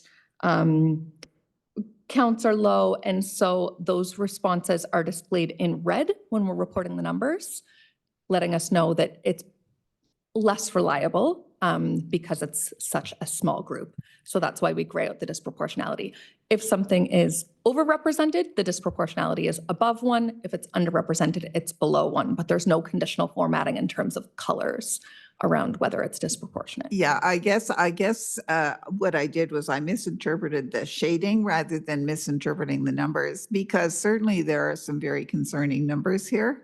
And I would really appreciate an opportunity at a future time to have a more detailed discussion of what those numbers actually mean, and also whether there is any way that we can examine the bullying data as one piece relative to the suspension data that we have. Because what we don't always know is where there are things that could conceivably be cause for students receiving disciplinary actions. We don't always connect the two in the data. Thank you. Thank you, through you, Chair. For this particular data on bullying, we would not be able to integrate that with our suspension data because the bullying data is collected anonymously. And so we're unable to line those two data sets up. That being said, the suspension data does have additional comments on bullying in the reasons why a student was suspended, as well. Sometimes there's comments from the principal. So there are other ways to explore it, but we wouldn't be able to integrate these two data sets. It might be interesting, particularly to see if there were particular identified groups that showed up high in the suspensions and showed up high in the bullying piece. Through you, Chair, sorry if I could just add to that. One of the things that in the suspension data that you might be surprised is how few suspensions are actually tied directly to bullying. And that really does come down to progressive discipline, mitigating circumstances, and the definition of bullying in terms of repetitive. So most of suspensions are a one-off event, a particular incident, but bullying needs to be, as you know, something that is persistent and repeated. So I'm going to take your question back and really think about how we can pull out, especially your implication that be curious to see if the bullying is, or if the suspension is in response to being bullied, right? That's what you're talking about too. Thank you. All right, thank you, Trustee Scott. Continuing down my speakers list, I have Trustee Lara. Okay. I want to talk for a minute about the school to prison pipeline. If I say that, do you know what I mean? I see one nod. I see. Okay, I'll explain it.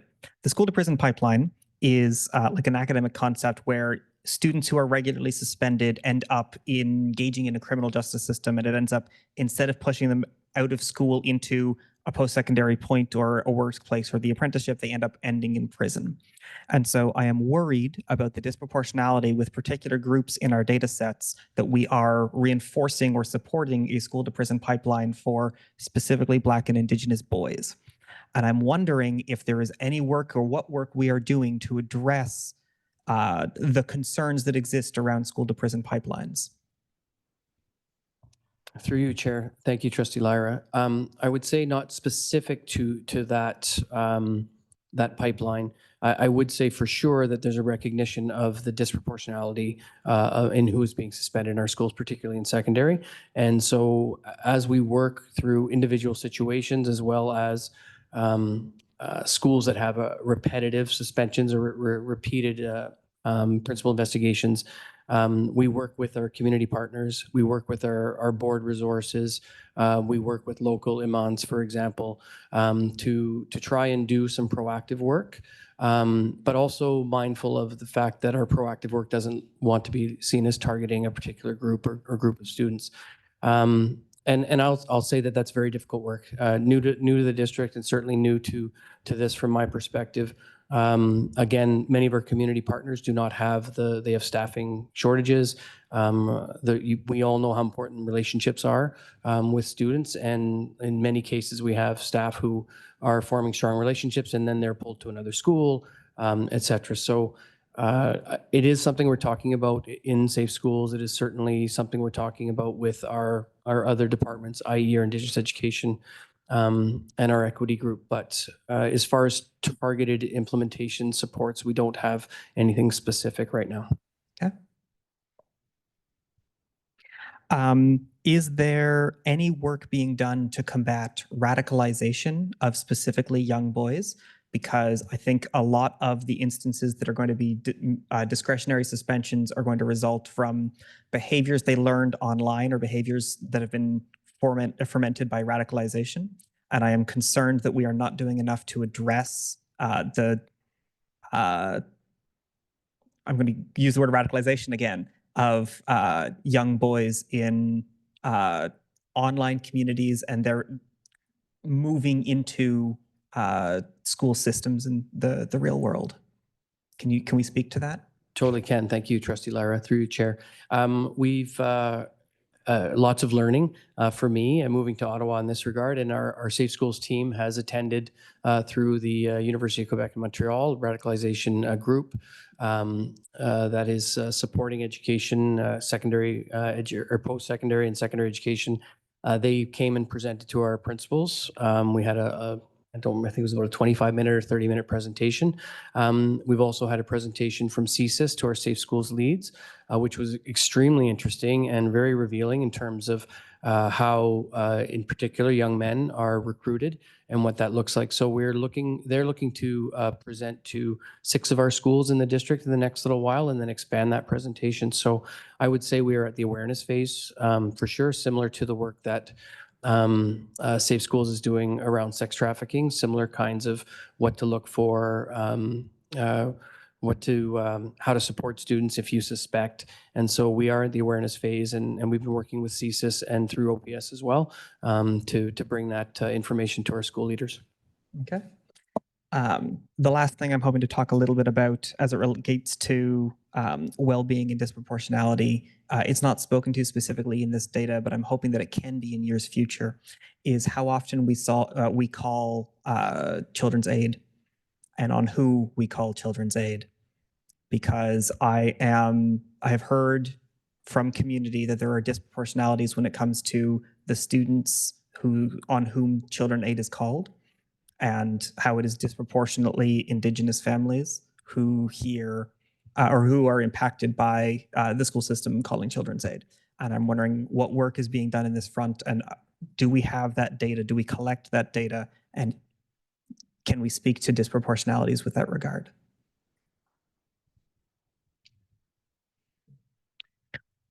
At this time, we don't have that data. I think that we'd need to have a conversation around how we'd be using it in an effective way and based on what those numbers are, but I'm unaware of that at this time. I can comment on and say that we continue to look at the policy and procedure around reporting to CAS. And so that is something that is actually being updated as we speak and will be coming forward in the coming probably months as we head in. Through you, Madam Chair, just one other comment to add. That's a complex question, as there is no hierarchical process for indicating that a call to CAS has been made. In fact, that's purposely the case so that an authority structure can't suppress a call to children's aid. And so appreciate the query. I think it's a valid one. Staff will look at that, but I do want to make the Board of Trustees clear that that's not exactly logged in the way other than what is logged through CAS itself. There's no mechanism where someone could be persuaded to call or not to call. I just want to make that clear that it's not captured similar to how other data points are. Part of the reason I ask, because I know a number of other districts in Ontario have been having these conversations about CAS and the impact they're having on their communities. And I'm wondering if I'm not wondering, I am stating that we should be having these kinds of conversations as well, because I am hearing disproportionate impacts from my community. I think it's through you, Madam Chair. I think it's a fair comment, and staff will take that back to see what information we can provide to the board. Valid point. All right, thank you, Trustee Lyra. That is, all right, continuing down the speakers list, I have Trustee Dixon, and then we will go to our community members. Through you, Chair, just to follow up on what Trustee Lara said, the other question I wanted to know is, what are we, like, this is all good, but what are we doing to those students that are suspended because they've gone through some trauma and they haven't, like, are we helping them with that? Because, when they go through the trauma and they come back into school, they still have that. Am I making any sense? Right, because I think staff just need a moment to determine who's going to answer the question. Trustee Dixon.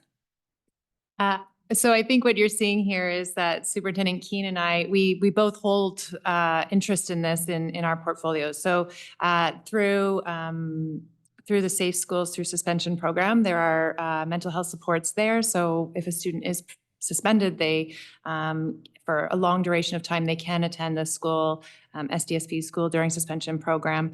But I think more holistically, what you're wondering about is how are we working with students and families and staff through a situation where if a student has found themselves suspended, how are we supporting them kind of in overcoming that? And so that would be work that is done through school-based teams. It's work done with those that are most closely connected to the students. It's with administration, and it does involve our multidisciplinary team members as well. And so that could mean talking through and working through restorative practices, a restorative circle, or maybe a conferencing option. It could also be that they are connected directly through community to support, whatever the need may be. But certainly that would be an individualized approach that we would be hoping to support any student through, and of course look to be correcting the behavior that resulted in the suspension and moving them forward. I guess I'm more wondering, there's students that get suspended, right? And they're home. And then they're traumatized because they got suspended because they felt it wasn't just. But not only that, it's the stigma that goes with being suspended when they come back into school. Because sometimes they come back in and they feel the teacher's not really listening to them because their voice might be too loud. And so they get suspended again, right? And especially, and then, like what I've heard from a lot of racialized parents is that once their child gets suspended, all of a sudden, they have CIS that's coming in and bothering them. Or if the teacher says they are friends with known gang members, CAS is called in on them because they're, under 13 or 14. And like, what are we doing with that? Are we following up with the parents to see how they're coping, or are we just leaving it? Thank you, through your chair. I think that's a really fair question, and I'm looking at the repeat suspensions, and I think that that's a number we really want to work at reducing. When we look at students that are 271 have been suspended twice and 115 3 times. In almost all cases, there's a reentry meeting coming back from suspension, and parents or guardians are invited. At times, there are members of the multidisciplinary team there and other support workers, but I think that's an area we can do better for sure.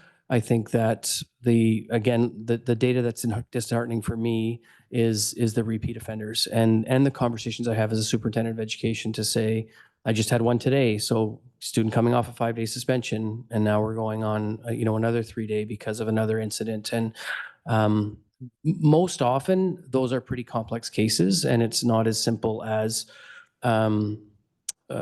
just ensuring that they come back and feel welcome and understand that mistakes are made and everybody learns from that. Those cases are often more complex than that, but I do think that we can do better in our schools in terms of our reentry planning and checking in with families. And I guess the mental health piece sort of comes into that also, right?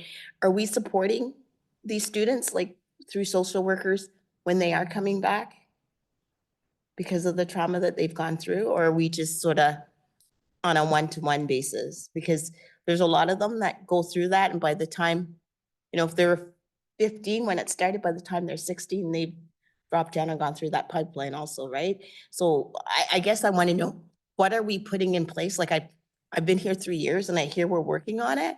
I want to know, like, what exactly are we doing to close those gaps? Because there's a lot of them that's falling through that gap. So, as I mentioned, these are really individualized and complex situations. And so certainly through the suspension during school program, there are significant supports, multidisciplinary supports that are available there, that whether it is in that location that they begin to be connected to their multidisciplinary team, and then it would be transferred back to the school team to try to essentially wrap around the student, really begin to understand what's at the root of this situation. I think they are individualized, and so we certainly find our social workers and our psychologists are working alongside school teams to really try to understand that. Often you'll have, guidance counselors involved. There typically are a lot of staff that are surrounding these situations and trying to understand it and work alongside families. There's an engagement factor here that we have to consider. And so is the youth interested in working alongside adults? That might not be the case at this time. How can we get them connected to, if it's not within the school system, community that can support? And I think that's incumbent upon us to understand why they're not feeling connected to whoever the adults are that are surrounding them at that time, and how we can bring in different supports. I would say that teams work endlessly to try to re-engage and find ways to connect with youth to understand what they're dealing with and why they might be presenting in a certain way at a certain time, and to try to help correct that path and have it be more successful through the end of their schooling, and obviously beyond into their adult life. So it is very complex. I think that it's what I would want all of you to hear is that our teams are all committed to continuing that work with youth. And if we find a roadblock in one particular way, we are often trying to say, okay, what's another way to come at this to really try to re-engage and get back on track. Thank you, Trustee Dixon. Continuing on, Lily Miller. Thank you. I have, okay, the first question is just to help me understand the survey, the data. In, let's say, table 7, just for example, I see that it says all Indigenous, 79% in the, what, column 3, I guess. And then underneath, there's another section that says Indigenous. Can you explain to me what the difference there is? Thank you, through you, Chair. So in this survey, the structure that we follow is outlined in data standards from the Ministry of Education. And in that, there's a specific question around Indigenous identity. So if a student says, yes, I identify as Indigenous, then they get added a follow-up prompt where they can identify as First Nations, Métis, Inuit, and there's actually even an open text box where they can provide additional information that we use at a local level as well. The one that you're seeing underneath is in the question about the race that they identify with, and that's a select all that apply. So that's an opportunity where they can select Indigenous as the racialized category that they identify with, in addition to other categories as well. And again, there's an open text box that they can select. So it's an additional follow-up question. So the data is included there in 2 different ways. Okay, thank you. It didn't really make that much of a difference because the results of the survey is fairly similar in both groups. Like for Indigenous students, not feeling that their identity is positively represented in school, from 61% last year to 45% this year. Similar with students not feeling, Indigenous students not feeling safe at school, that they don't feel like they have a positive relationship with adults at school, and they don't feel a sense of belonging. Last year at 76 and this year only 50. So this is, it's really concerning. And I hear that you're doing a lot of great work. But this is telling me that it's not reaching perhaps the Indigenous students. And I really liked your question there. What is the root of the situation? And it is complex, and a lot of the times it is based in mental health. So this is why this is so, so important. So just wondering, have you identified that what you might be working with others is not working with the Indigenous students? And if so, what kind of changes do you plan to make to close that gap? Thank you.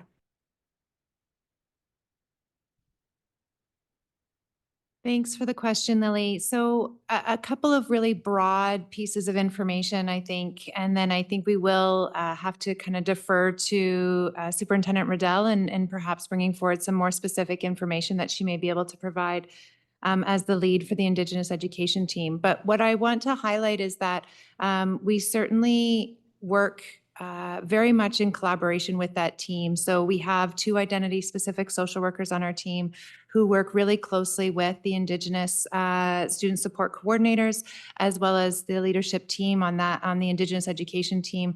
And the intention there is really to embed and get to the school communities and to supporting the students who are identifying as needing that level of support, who are Indigenous. And I think that we are always seeking to understand and also acknowledging that presence of Indigenous support workers and our Indigenous specific social workers in schools are the people who are going to help us to really understand what it is we need to be doing as a system to raise that level of engagement, to have Indigenous students feel safer, and to help us along the journey in terms of making our schools more welcoming places for Indigenous students. So that's a very generic response, I recognize, but I also think I wanted to really highlight the work of the interconnectedness of those teams with school teams to really be looking specifically at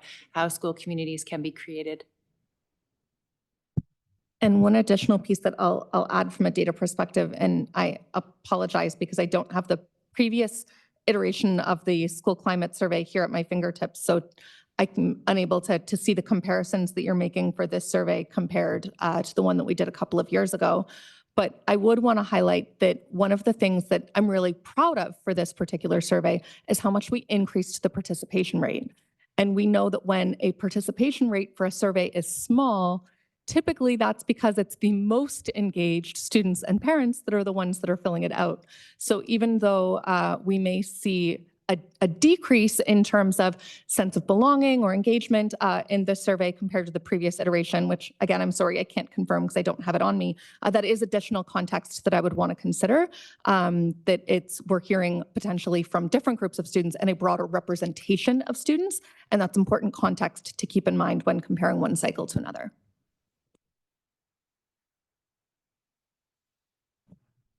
All right, Lily, I think your hand is down now, so we can move on with our speakers list. So now I have Anthony Wong, and then I have third-time speakers. Through you, the chair. Smart students, gifted students, and profoundly gifted students miss school due to boredom or want of use more effectively for their study time more efficiently. How can we improve school attendance with the students without having them fear of speaking up about it? Quote unquote, these kids are missing school to study, actually.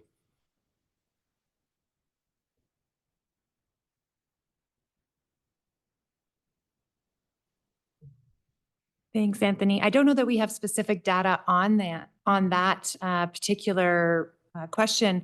I guess what I would kind of defer to is in those situations, if a school team is noticing that that is indeed the case, I would hope that they would be curious with that student to understand a little bit deeper.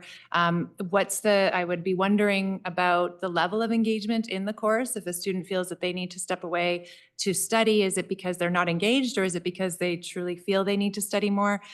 So I think your question spawns more questions for me, but I guess I would be saying, I think it's important to say we don't necessarily have that data at our fingertips, but it is one, like with any type of learner, we would be wondering a little bit more deeply about how to engage so that that particular learner is feeling like their needs are being met. That raised the question of how you be able to get that data, because I believe that is a concern from what I'm observing.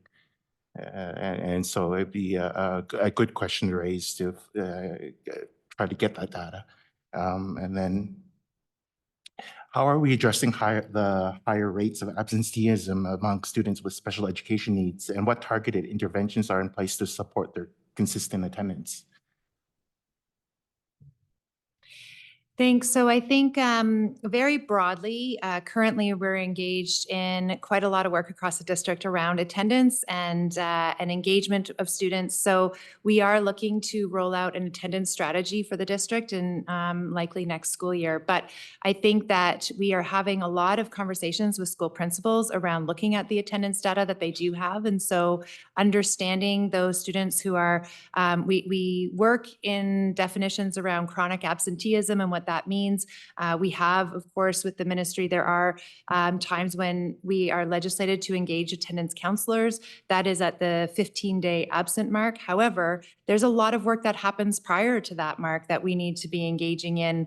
And so that falls to the school principal to kind of be looking at within their school team who can be engaging families when we start to see trends in student absenteeism. We've been working closely, like I said, with principals through this year to really look at that attendance, those attendance trends in their school, and to be starting to pick particular groups, whether it's at the tier 1 level or the tier 2 level, and in some cases the tier 3 level. The tier 3 level, like I said, there is legislation that has us engage with students who are absent at the 15-day mark. But I think specifically about special education students, again, it's kind of digging deep into those school-specific trends to understand, is it at my particular school as the principal, what do I understand of the rates of absenteeism that I need to be asking questions about, and then I need to be talking with my team about and thinking about who is part of my school-based attendance team, and how are we targeting very specifically that re-engagement process. And so, you know, at an elementary school, that might be very different than what it's like at a secondary school. And so we're working really closely with principals and helping to bring forward resources for them. And like I said, we're looking forward to, into the next year to really have a very clear strategy for attendance for the whole district. And I'll add, in our work with principals where we provide student lists and we break it down into that sort of tiered absenteeism, as Trustee Lyra was mentioning earlier, that it's not just about that 90% threshold. I do want to highlight the two different ways that we look at attendance data when we talk with school principals as well. So even though this report is focused on the ministry metric, which is students physically present for instructional time, when we work with school principals, we also talk about, okay, what's the absenteeism rate and what does that look like for excused absences?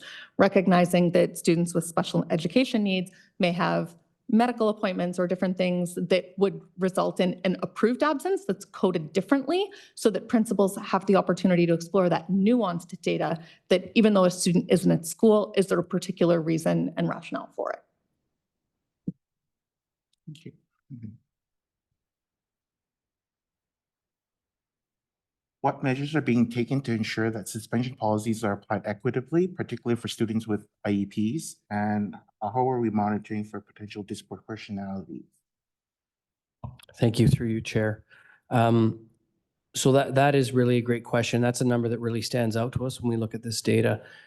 What I can tell you is that the bulk of the work that needs to be done in this area needs to be done on almost a coaching level, from superintendent of education to individual principals, to help understand what are students' baselines, what are baseline behaviors, what represents mitigating factors that should not result in discipline, but may result in a pause for safety, for example, that are non-disciplinary. And that is a tricky area. And I don't say that to say that it doesn't mean we don't tackle it. We absolutely do. But I'll give you an example of a student that we're trying to determine if the baseline behaviors are choice behavior. Like, is this a choice behavior that the student is exhibiting as they're running down the halls and banging on the walls and calling, swearing at the teacher, or is this truly part of the student's diagnosis or the needs? And if that is the case, at what point do we still need to not permit that to happen, but yet it not be non-disciplinary and be supportive for the students? So the first step is to really help folks recognize what are those baseline behaviors, what are choice behaviors, what can the student help and not help in terms of how they're acting. And then it comes down to really looking at those mitigating circumstances. Is this a suspension? Is there another way to manage these kind of behaviors? Because the message that we give out is that suspension is not punishment, it's a deterrent. It's a step in discipline that is meant to deter the kinds of behaviors that we're seeing. And if it's not going to deter the behavior, then it's not necessarily the best option. So part of it is awareness, explanation, clarification, getting to know the students better, knowing the learner is the most important thing. I do want to dig a little bit deeper into our suspension data to see why that disproportionality is so high. But I can tell you it's probably because we're not doing a good enough job recognizing what's choice behavior and what are baseline behaviors.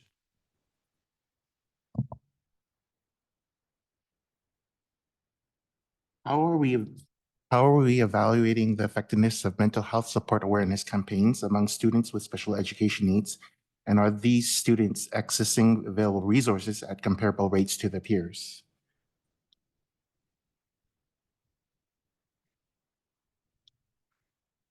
So there are measures that through the ministry that we have to report back on. And so certainly that we capture kind of those pieces of data to report back to the ministry on. I think, there are sources of evidence through the Valuing Voices survey that helps us to understand if students with special education needs, but also those without, whether or not they are accessing and understanding or knowing how to access mental health supports. That is certainly something we have heard. And so I think, the campaigns that we've done this year around some of like the mental health symposium, the champions work that is youth-led, we're, I think, hoping to see that initiatives like that have raised awareness amongst youth in general about what is available to them, not only within the school, but also in the community at large. So I think when it comes specifically to students with special education needs, we can differentiate and see if those students are able to access or are reporting that they know how to access mental health supports, and we continue to monitor that, and then of course look to what is available within the schools and how we can make sure that information is getting out, but also are there other avenues within the school community that we should be targeting to ensure that that is happening. I think one of the key pieces of information we know is that youth respond more to youth often at the high school level, especially, than they do to the adults. And so that's why we were really looking to engage students and to hear from them what they thought would be valuable in terms of what we were bringing forward to them as some of our key initiatives this year. That kind of raises a bit of a question of like the younger children, especially because they're the most vulnerable in terms of how they would be sensitized in terms of the awareness campaigns, be able to speak up for themselves. Yeah, so I think again, it does speak to needing to have differentiated responses at different age levels, right? And so what we might do in terms of mental health awareness at in a kindergarten classroom or even grade 1 or grade 2, it might be more about identifying your emotions. And some of the things that a primary teacher might be doing would look very different than even what a junior teacher, an intermediate teacher, and then of course into high school. And so I think that's where those educator toolkits really come in handy. It's where resources like School Mental Health Ontario, they have a ton of resources that they've created for educators, but something like their Wayfinder tool, where it really is laying out for educators, here's important milestones and key indicators that we look for students, and that we're hoping that we see that embedded in not only your instructional practice, but then of course the daily things that happen in a school around conflict resolution on the schoolyard, or around helping students to explain how they're feeling. So these are all the embedded ways in which mental health comes through in our education system. And those really tier one ways of embedding sense of belonging and having students understand who they are as individuals are the things that are really the preventative pieces around mental health. In what ways are we utilizing disaggregated identity data to inform and tailor mental health and well-being initiatives for students with special education needs? And how are we addressing any identified gaps?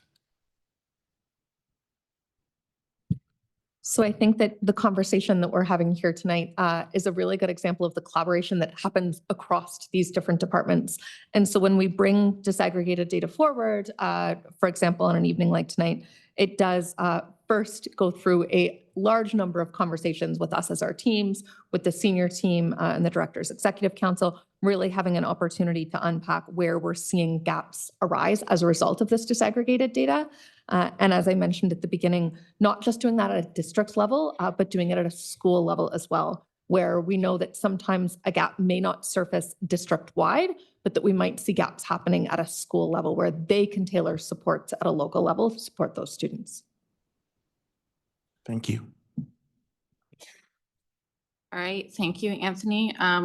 Just a reminder, folks, we do have one more report to get to tonight, so it is really important. I'm going to go to my third time speakers list, but I'm going to ask for it to be as quick as possible.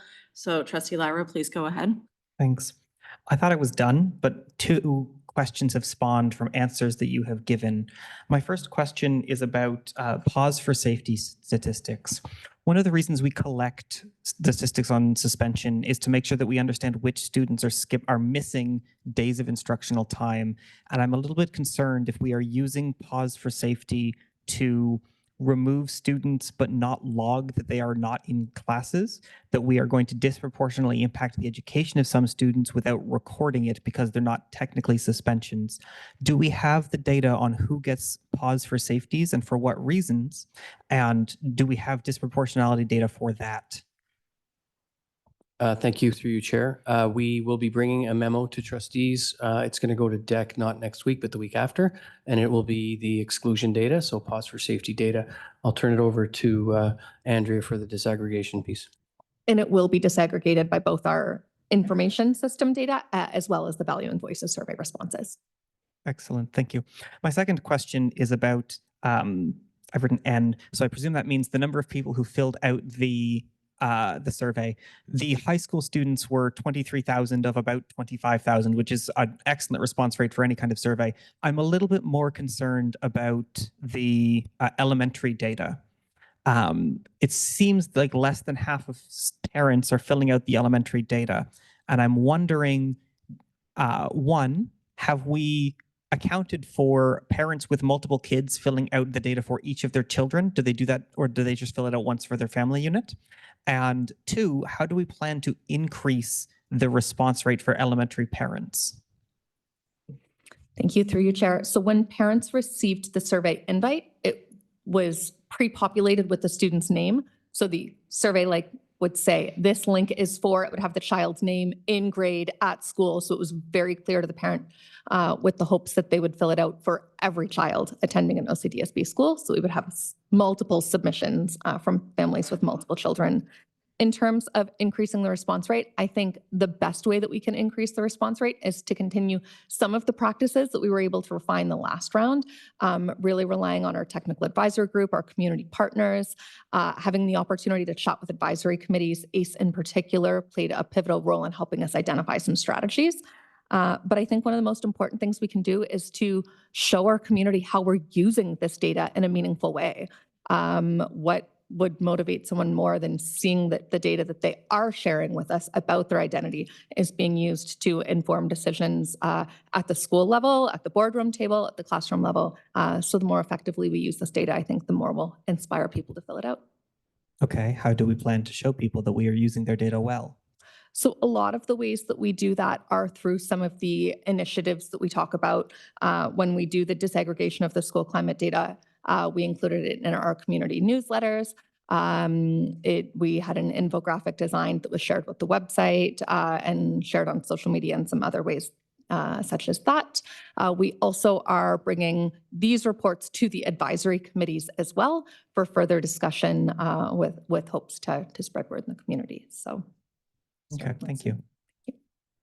All right, thank you, everyone. It's a very robust report, so I know there's always lots of questions. If there are further questions for staff, you can direct them to them for response. And we are now going to thank you for your time and move on to the next report.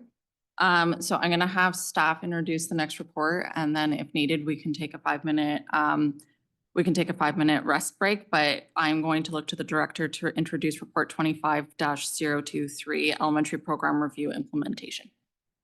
Thank you. Through you, Madam Chair, on folio 41, I'll try to give a very brief introduction. I know we've talked about the program review at the elementary level on a number of occasions. Very briefly, of course, this report provides an overview of implementation planning.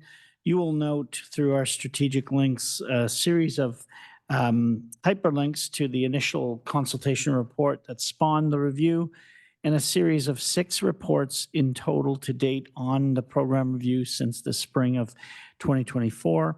We've looked at the implementation planning factors through the lens of the 3 overarching principles with respect to each of them, starting with dynamic bilingual teaching and learning environments. I won't go through all of the attachments that are linked in the report, but speak to the fact that feedback and input received through the active community engagement campaign has reinforced the importance of our ability to demonstrate readiness to implement this kind of large, complex change.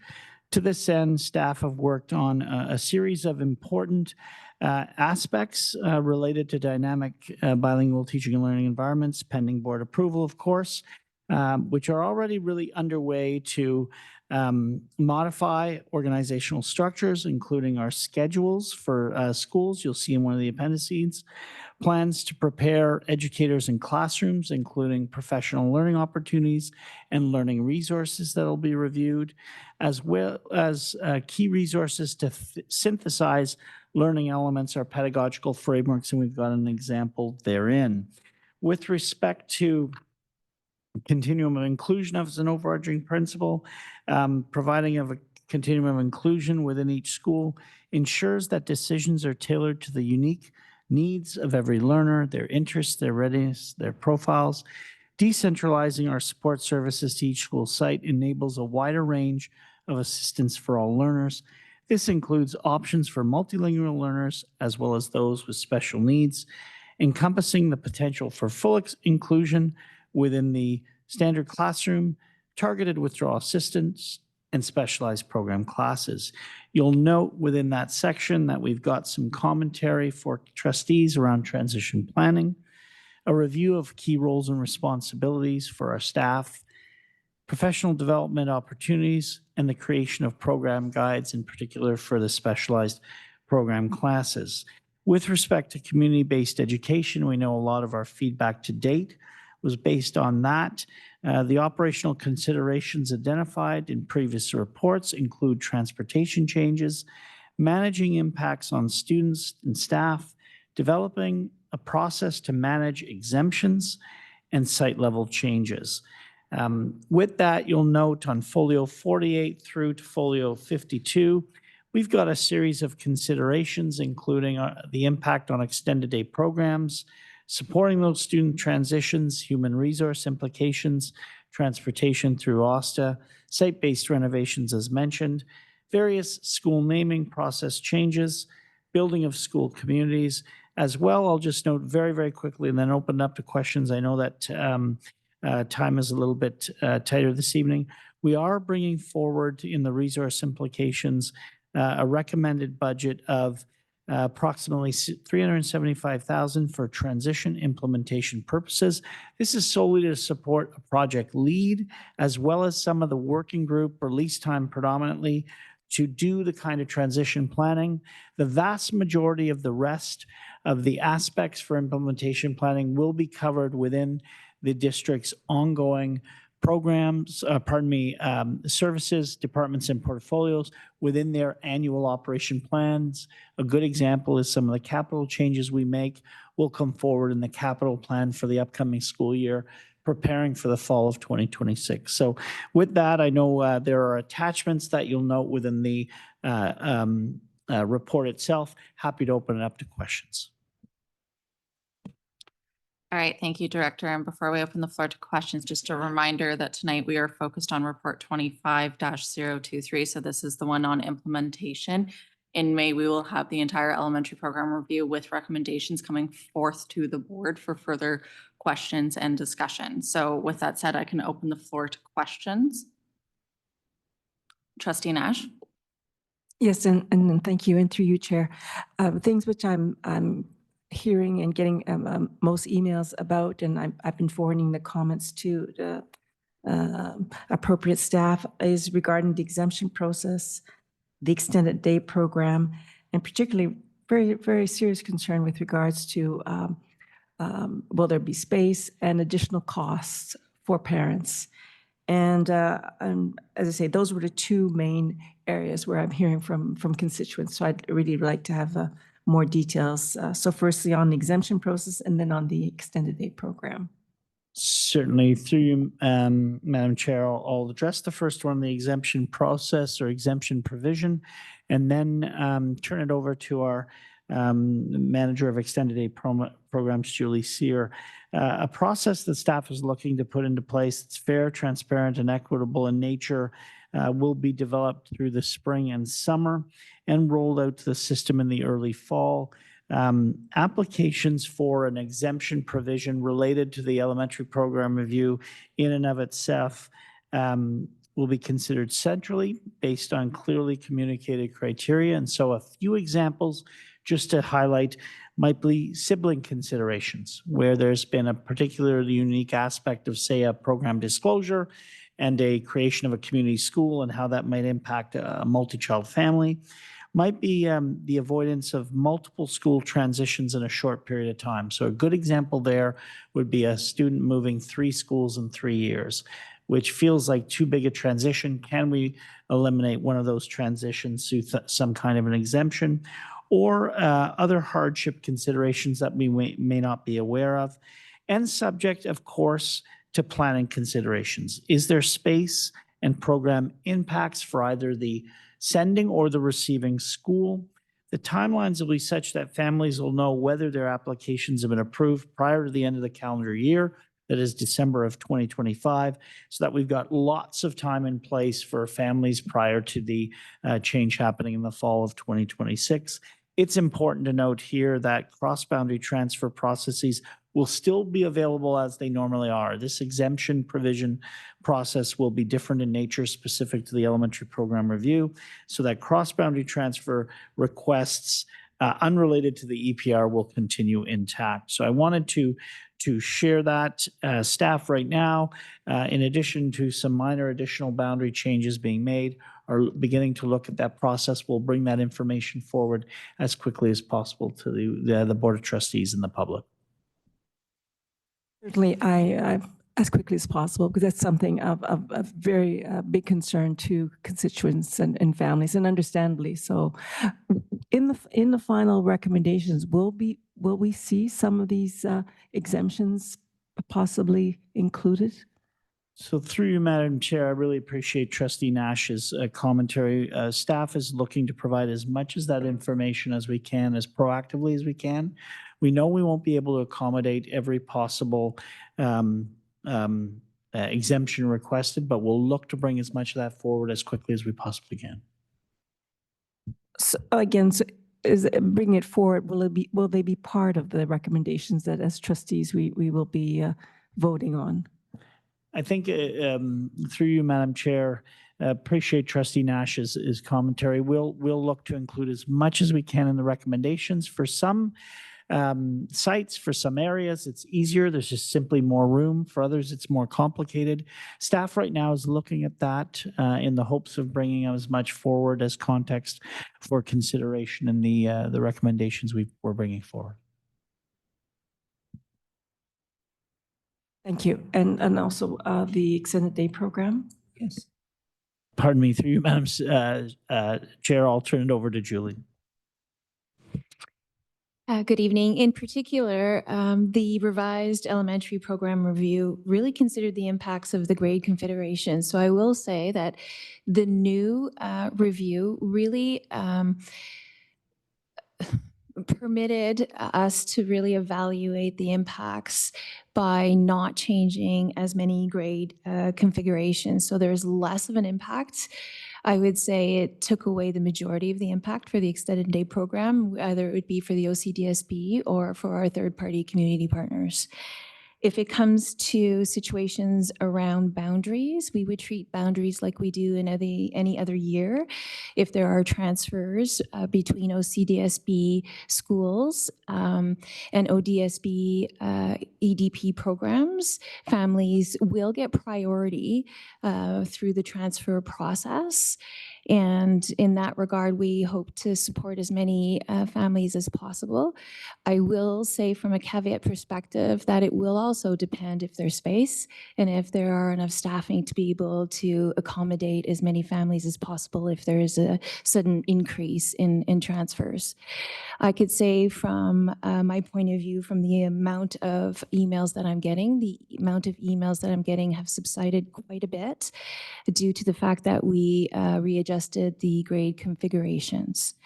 If it is a family transferring from an OCDSB EDP to a school that has a third-party community partner, I would have conversations with our third-party partner to see how we can accommodate. However, just as we do in the extended day program, it will depend on their capacity for greeting new families and if they have sufficient amount of staffing, because all these programs of before and after school child care that are licensed are bounded by legislation and ratios and licensing capacity. So it would be a conversation that we would have with our third parties or within our own programs to see how we can accommodate families. It's not a guarantee, but they do get priority on the wait list. For instance, sorry, if there's if in the new school that the a student family is assigned to, and there isn't space, is that something that can be addressed through a cross-boundary transfer in terms of that they keep their space and so stay at their school? Because it's terribly important. I know we probably have all, I certainly, when my son was growing up, depended very much on before and after school care. And I know cost is a huge issue. And I've received emails where they're making calculations, and it's very, very troubling to see the differentials when, I guess, when we're talking about third party and also a school board. I gather there's a difference in cost or service, or perhaps you can elaborate on that? Absolutely. Through you, Chair, when it comes to cross-boundary transfers, I think I would prefer leaving those that are responsible for cross-boundary transfers to answer that question in particular. In regards to priority and cross-transfer boundaries, I said that backwards, but anyhow, I think you understand what I mean. When it comes to costs, when it's the elementary, so kindergarten, all licensed childcare programs have the same fees through the Canada-wide Early Learning and Childcare Agreement, where they pay a maximum of $12 per day in the City of Ottawa. Anything that's grade 1 to grade 6, it will depend on everybody's fees. Childcare fees are based on a cost recovery, and it's a non-for-profit program. If you are comparing recreational programs to licensed childcare programs, there is a difference in cost because there is a difference in service. There's a difference in staffing, there's a difference in ratios. So there could be a cost element. However, if a family is struggling in order to pay any type of childcare fees, they can reach out to the City of Ottawa through the childcare registry and apply for a subsidized space to see if they can access any funding through the city to help pay for childcare costs. So there are avenues for families to try and reduce their childcare costs, but there could be a situation where if they're participating in a recreational program, that they find themselves in a school where there isn't a recreational program, that there's a licensed childcare program where they have licensed early childhood educators that are providing the service, that they might see an increase in cost. But it's a totally different type of program as well. I'm not saying recreation programs are not valuable. They are very valuable. I'm just saying there's a difference in operations and a difference in cost to operate the programs, but nonetheless, they're both non-for-profit. Could I get an answer in terms of, as you say, you know, I know subsidized spaces are very limited, and you know, for the average family, you know, if you're looking at additional $2,000 cost, it's what I've been seeing in some correspondence. It's quite a bit of money. Is that something in terms of when we're looking at exemptions and possibly transfers? Is that being taken into consideration? Through you, Madam Chair, just a couple of comments to add to General Manager Sear. Childcare is one of the factors we've looked at for cross-boundary transfers. I want to be clear, whether it's for extended day programs or the exemption process, it's not an absolute for us, even in what we bring forward. Currently, for extended day programs, there's a wait list. I don't want to give a false impression to the public or the Board of Trustees that even in our best attempt to accommodate any exceptionalities, that we're going to have a magical no wait list for extended day. That's currently the issue we're addressing. There's greater demand than supply, and we're working through Julie's leadership with the City of Ottawa to expand that. So I just want to make sure we're not setting up for the public this notion that we're going to have some process that's going to take care of all the childcare. That currently isn't the case anyway. We'll do our very best to address individual cases that are unique in that nature to have a look at them. The same applies for the exemption provision. We currently have a cross-boundary transfer process that doesn't accommodate every single request coming forward. There may not be space or a zero cap at the receiving school. So I just want to be clear to the public here that we'll look to put a process in place to address concerns that are raised. As General Manager Sear has mentioned, our revised proposal has drastically reduced the number of concerns being raised. We'll look at a process to address some of those individual cases of exemptions going forward, but the vast majority have been addressed in the proposal as it stands, and don't want to create a false construct that every particular unique situation could possibly be addressed. So we'll do our very best to have a process in place as quickly as possible, but do want to still state some of the realities of existing structures, quite frankly, that exist currently outside of the EPR. So I did want to add that in. We'll try to bring forward as much context as we can. Through you, Chair, may I add one piece of information in regard to subsidized spaces through the City of Ottawa?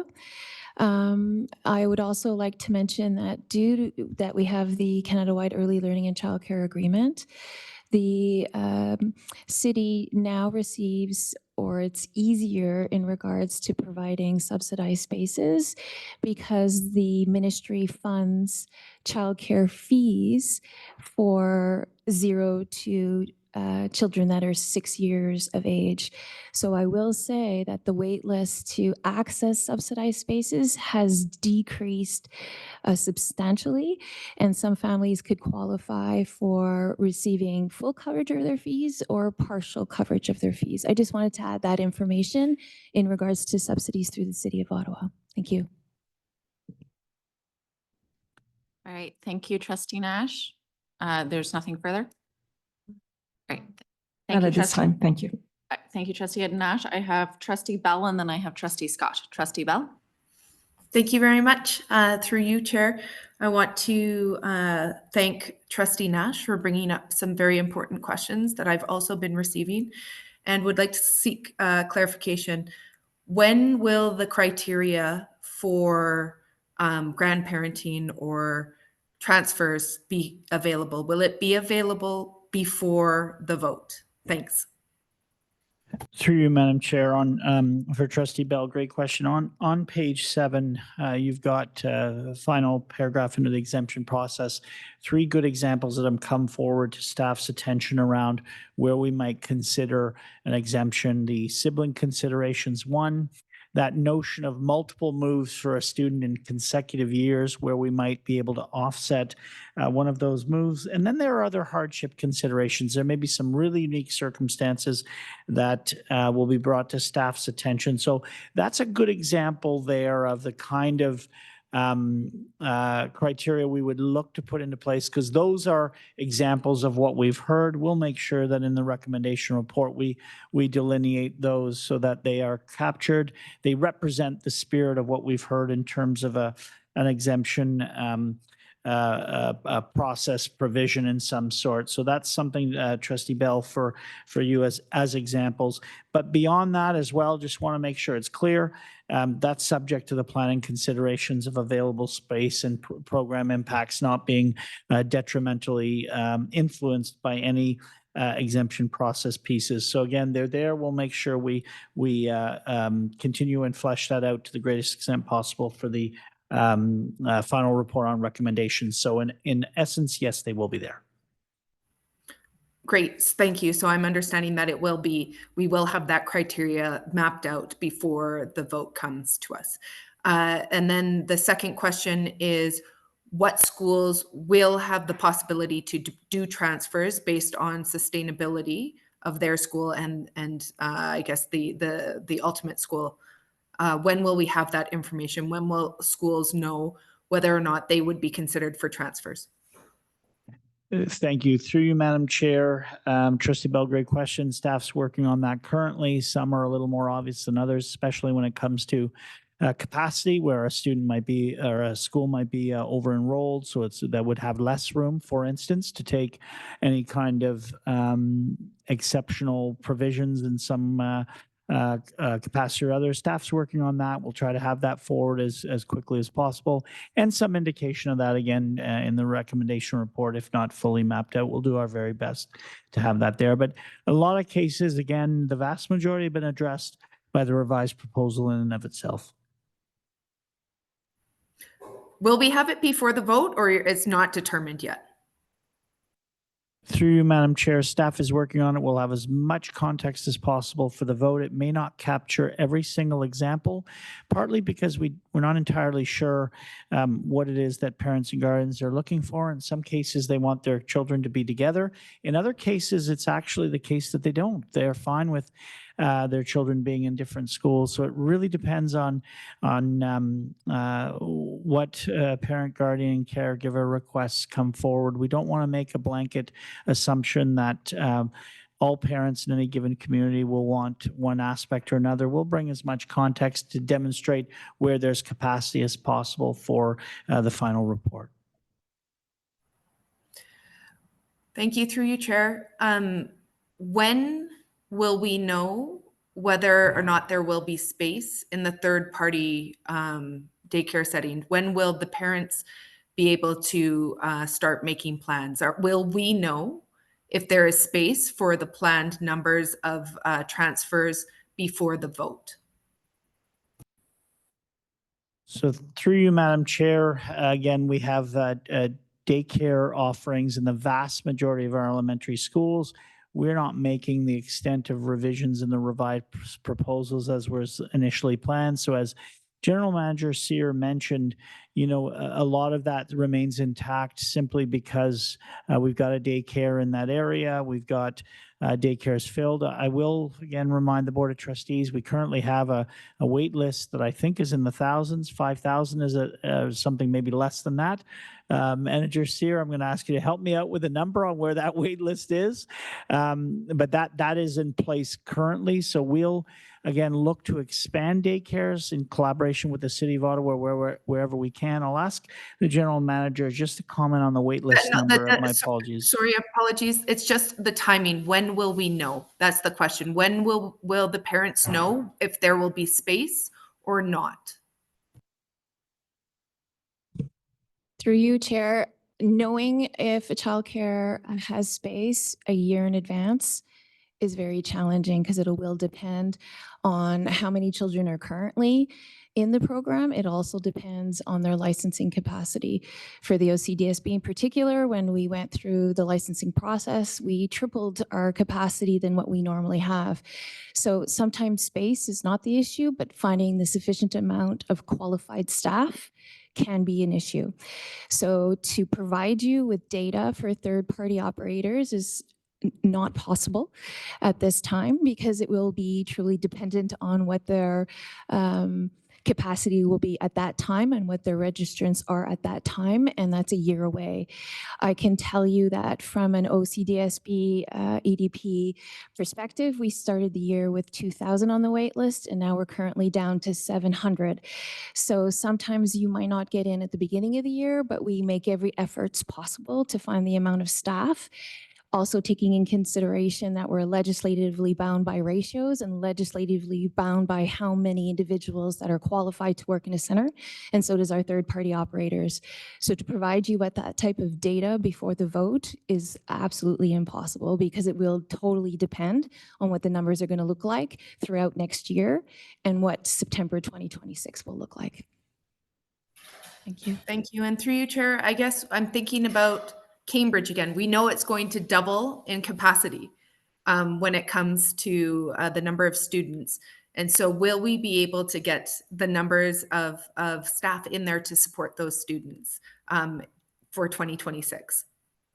Through you, Chair, at Cambridge currently, we've never had a wait list. We've been able to meet the demand as of yet.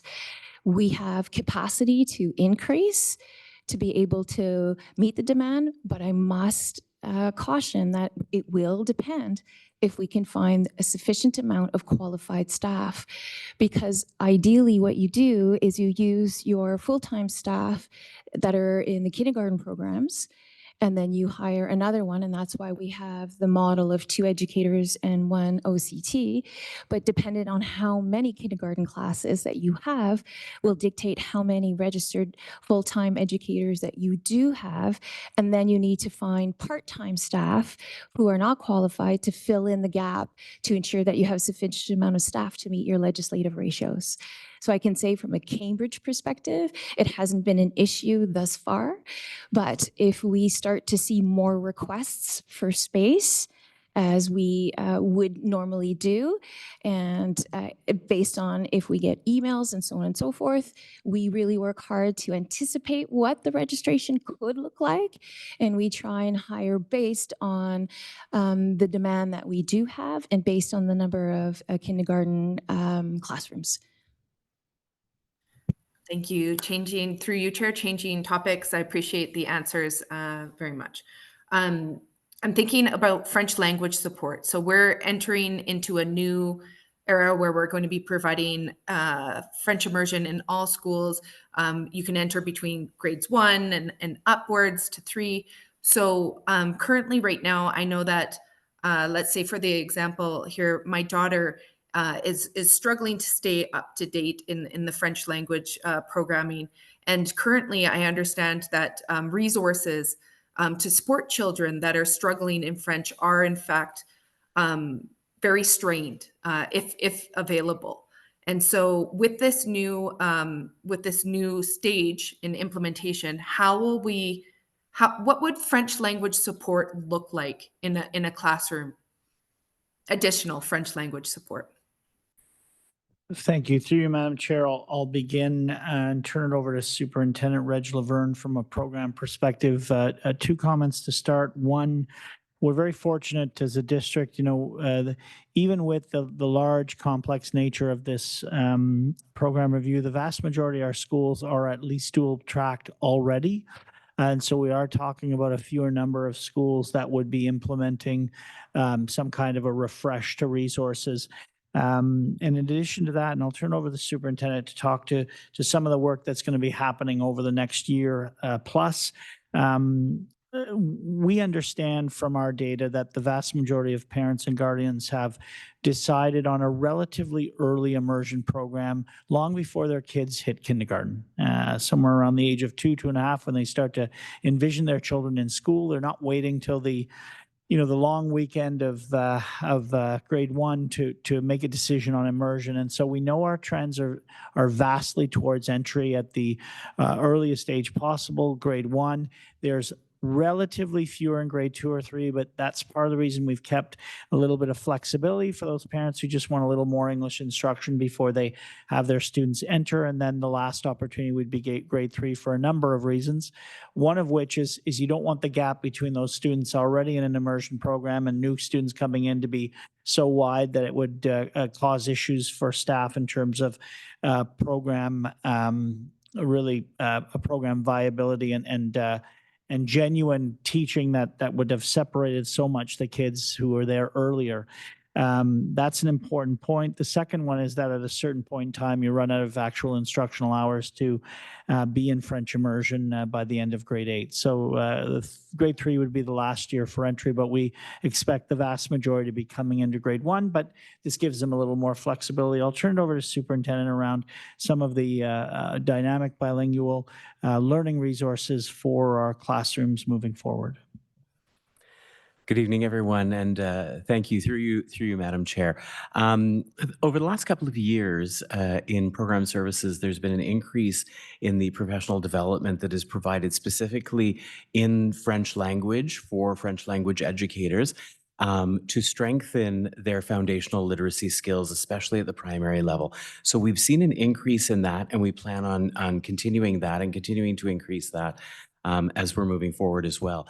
recognizing that a change that would happen in this would be having students enter French immersion in grade 2 or grade 3, we've also begun an analysis of what various strategies look like within an English program to support students, what those look like in French immersion, and the adjustments and tweaks. They're very similar. With some adjustments along the way, and the supports in schools are similar with adjustments along the way. So we're becoming more intentional with identifying those, and we're embedding that into our professional development for next year. And we're also applying that to ML learning as well, because again, the strategies are all very similar with adjustments made along the way. What we're doing is providing additional support through our professional learning to make sure that those are clearly identified and people know what those differences are. And we're also building that into our coach model so that when our coaches are in schools, they're also going to be providing that support so that the educators feel even more ready to welcome the students into their classrooms. Through you, Chair, just a clarification on the question. It was what additional supports? Talking about human resources, I know that additional time in the English language is provided when children are struggling with language, and one-on-one support can be available periodically, or small group report. What's happening with the French language additional supports? Thanks. Through you, Madam Chair, appreciate the question. The ability to streamline 4 programs to 2 is going to, over time, provide us the opportunity to reallocate resources to a greater and greater extent. To optimize that, it's going to help us address some of the inefficiencies and ineffectiveness that we've got currently in 4 programs at elementary versus the streamline 2 and offer that across the system. I think what Superintendent Laverne and earlier Superintendent Stout spoke to is that a lot of the strategies that support students in the English language actually support them in the French language. A lot of the executive functioning, the organization and planning and management skills that students learn, the language acquisition isn't vastly different, so that we can support students regardless of what program they're in, rather than have a student exit a program to go to another one because they ran into some learning challenges. So this speaks to, you'll notice in the report, roundabout folio, I apologize, I referenced it, but page number 47, page number 7 of the report at the top, and folio 47 online speaks to the fact that we're reviewing roles and responsibilities so that all of our staff, whether or not a staff member is bilingual, that we're utilizing those best practices, those strategies to support learners, to support them in the program that their parents and guardians choose for themselves or for their children. So we're really looking at refining roles and responsibilities, whether that's ESL support staff, might be the learning resource teacher, the learning support teacher. Again, in a streamlined 2 program, option will be much better able to provide those supports. I think Trustee Bell raises a great question. Some single track schools that become dual track will need not only the learning resources in classrooms and the libraries, learning commons, they'll also need that in terms of the staff that are hired in to teach en français. There'll be a collaborative effort. I'm very confident in the talent of our staff to get to this. Again, I remind the Board of Trustees and the public, we do this in a dual track context in the vast majority of our schools anyway right now. This isn't the starting of a new program across the system. This is a greater equity of access to the programs we're currently running and have been running for years. So really good question. I appreciate the points raised by the trustee. All right, thank you, Trustee Bell. If you would like to go back on to second time speakers list, please let me know. I have Trustee Scott and then Trustee Forte. First of all, thank you for a report, which I think covers pretty much all of the main questions around implementation that need to be looked at, albeit without the kind of detail that I look forward to seeing as we move forward, particularly early in the next school year. The question I wanted to raise tonight relates to Appendix E and the continuum of inclusion. I hope that everybody actually read their package and saw the partial report from the Special Education Advisory Committee meeting at the beginning of April with the recommendation that they have provided, basically to suggest that none of the specialized program classes should be discontinued. And I think one of the reasons underlying that recommendation is a huge uncertainty about how students would actually be supported, particularly our higher needs students in a regular classroom. So I guess the question I have is, could you explain more tonight to us about how the collaborative classroom support model concept would address the needs of students? Because the third box in that chart sort of talks about considering an IEP. We're talking about the kids who are past that actually have an IEP and do need specific special support. And I think that's really important. And I hope that it will be possible to provide a very rich session for the next SEAC meeting, because I know a lot of families are very, very concerned about this. And I'm concerned that we may not have time before the 10:30 vote to get to everybody. And I wanted to make sure that came up tonight. Thank you. Through you, Madam Chair, I'll start and I'll cue Superintendent Stout for a commentary. First one, and I should have noted this in the introduction, that staff looks to bring a series of quarterly reports next school year. We won't bring a report every month to the Board of Trustees, but twice each semester, we'll look to bring a report on the status of implementation and how that's going. A good example here this evening is the importance of understanding we're going to need to refresh learning resources for single track schools that become dual track. We haven't explained exactly what learning resources. We just wanted to say, well, we know we need to do that. Superintendent Laverne and his team and the project team and the project lead in particular will have that key responsibility going forward over the next 15 or 16 months.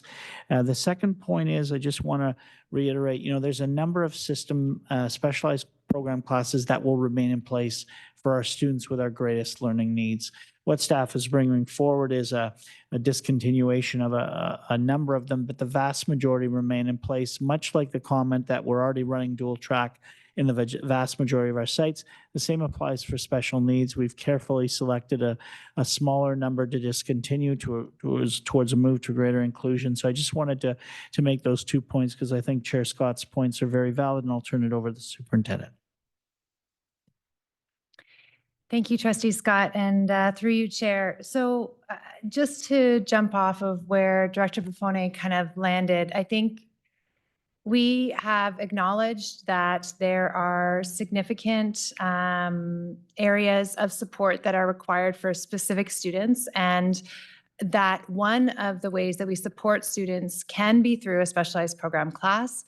And as was noted, the majority of our specialized program classes will remain in place. And so that, I think, is critical piece here. The purpose of this collaborative classroom support model was to try to provide a little bit more clarity on what happens in the classroom and a bit of the decision-making process that might go towards or that we might follow to get to the decision point of, is a specialized program class appropriate referral for this student at this time? So, just in kind of looking at the nature of what is happening in a classroom, when we get to that intensive level, we know that there will be students who have intensive learning needs. Perhaps those learning needs might present in dysregulated or stressed behavior. We might see it in learning gaps and even greater, where cognitive abilities are having students function at grades 2, 3, 4 times lower than their peers. So the purpose of suggesting, considering an IEP with modifications in that intensive area was really about the careful considerations that need to go in before we are making decisions to modify a child's educational program. We know that when we make those decisions about in an individual education plan, that we are changing trajectory of their learning. And it's not to say that that's not necessary sometimes, but it is to indicate that we need to make sure that we have all the evidence we need to ensure we're making the right decision at the right time. So in terms of what that looks like at that intensive level, it would rely on further assessment material. And so I think Trustee Scott, you asked specifically about students with very complex learning needs in our regular classrooms. I think that those students are in that intensive area. We do have students who might meet criteria for our specialized program classes who are currently being served in the regular program.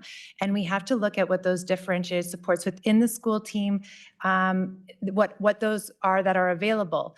I say that because some families choose whether their child meets criteria or could be in a specialized program or not. Some families do choose to have their children stay in a regular classroom and have their learning needs met there. And so it's really imperative that while the specialized program class might be a pathway option for some students with complex needs, it is also a pathway option to stay in the community school in their regular classroom and have those needs met. And so we have to be a responsive system. And what that looks like is looking at what is the learning need at this particular time, what is the level of support that's required at this particular time, and it is about building that individual plan. So some students need support for academics, and we would be leaning into a learning resource teacher to provide a booster group or to have some withdrawal assistance to get a more targeted intervention for literacy development. It might mean that we have educational assistance layered in to help with building some skills around independence. It might mean that we need to have a speech language pathologist working alongside a classroom teacher to understand that learning disability profile so that they can then be targeting and providing some very specific program for a student's learning profile. The other thing I think is really important to note here is that often when we're having and asking teachers to provide individualized programming, often what that looks like for that particular student will benefit many. And so while we might be thinking about needing to have targeted intervention around this particular area of literacy development, the classroom teacher and the school support team are looking across many students in that classroom, but also in other classrooms to say who else might benefit from this at this time and really make sure that that support is reaching as many students as possible. That's what the nature of this de-siloing of resources from our specialized program class is. It's why we're bringing it forward as a way to start to take some of those resources that have been really targeted into and siloed into specialized program classes to start to disperse those and have them spread out across more schools supporting more students. Thank you. All right, thank you, Trustee Scott. Continuing down my speakers list, Trustee Forte. Thank you, through you, Chair. With regards to the exemption process, the directors indicated that some schools there will be less room for exemptions. I'm just curious if we're going to expect any schools that have a zero cap situation. And if that's the case, how do we ease community concerns and expectations who are expecting to use the exemption process? Thank you, through you, Madam Chair. It's an excellent question from the trustee. There are some schools currently and in the original plan and in the revised plan that were over capacity, over 100% in essence. And that ranges. It's some are at 105% over, some are significantly more. What our planners tried to do in the original plan and even in the revised plan was reduce the number of high highs and the number of low lows to try and balance those out. So we feel that relative to the current status, we've done a little bit more of that, which should create a little bit more room that we currently have right now. The truth is right now we've got a zero cap where we can't allow anybody in. Considering some of the changes that are happening, staff in our planning department are looking right now to provide in the recommendation report a bit of an indication across the district on where we've got more flexibility than less. So we're looking to do what Trustee Forte is and other trustees have mentioned as well in various capacities for that recommendation report to the greatest of our ability. But to be honest with you, those are communities that are already well known where a school is over capacity. So it shouldn't come as a massive shocker. We're just trying to give as much flexibility as we can. Okay, so just to be clear, the report that we'll receive should have that information in it. Okay, thank you.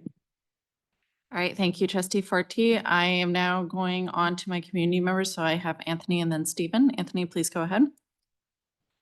Through you, the chair. Through you, the chair.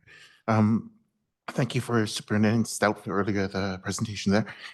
In light of the Special Education Advisory Committee's clear concerns presented earlier last week and its rejection to present it later this evening of the current transition plan due to a lack of demonstrated evidence-based planning, individualized supports, and sufficient resourcing, the following 7 questions are posed.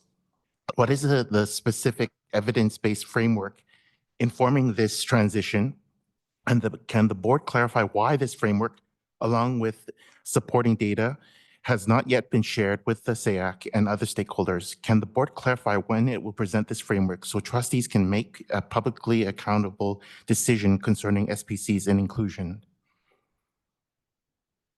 Through you, Madam Chair, and I'll ask Superintendent Stout to signal to me if she'd like to add to my comments. You'll notice on page 2 of the report, folio 42, that in this series of links to documents that staff have presented, staff did early in the elementary program review signal reports from a series of critical friends, researchers that spoke to various elements of the overarching principles. Dr. Stephanie Arnott of the University of Ottawa, who spoke to the importance of bilingualism in our context in a dynamic bilingual dual track program. Dr. Gillian Perrick of York University spoke to inclusive-based practices and the value that that brings for the learning trajectory of learners. I encourage people to go back to the nature of those reports. They weren't written specific to the Ottawa-Carleton District School Board in either case. They were written based on the research that those individuals and others have done. You'll notice an extensive connect to other research for both of those reports.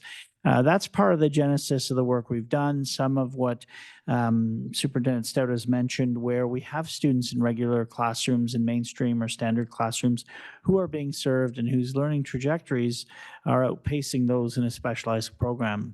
We don't discredit or disclude the importance of specialized program classes. We just know that many of our students can be served in mainstream classrooms. And I will say, Anthony, in some districts, this isn't a discussion. There's no such thing as a specialized program class. All of the infrastructure in schools is met and situated and prepared to meet the needs of all the learners that walk in the door. So again, I'm not discrediting the needs for specialized program classes. We have them for good reason, but we also understand the value of an inclusive-based learning setting. And if we go back to those links and those reports, some of that comes forward. I'll turn it over to the superintendent for any additional comments. Thank you. I think the only thing that I would add is to reiterate that across the province, Ottawa-Carleton does stand out in the number and the different types of specialized program classes that we offer. And I think we have to be going back to some of our guiding documentation from the Ministry of Education that encourages us to look at least restrictive environments, and that encourages us to be looking at continuing to try to have students access that least restrictive environment. So something that and work that we have to do is be looking at what is the evolution of a student's learning pathway through the current service delivery model we have. And we have to be really mindful of what our commitments are to ensuring keeping all those pathway learning options open. Through you, the chair, the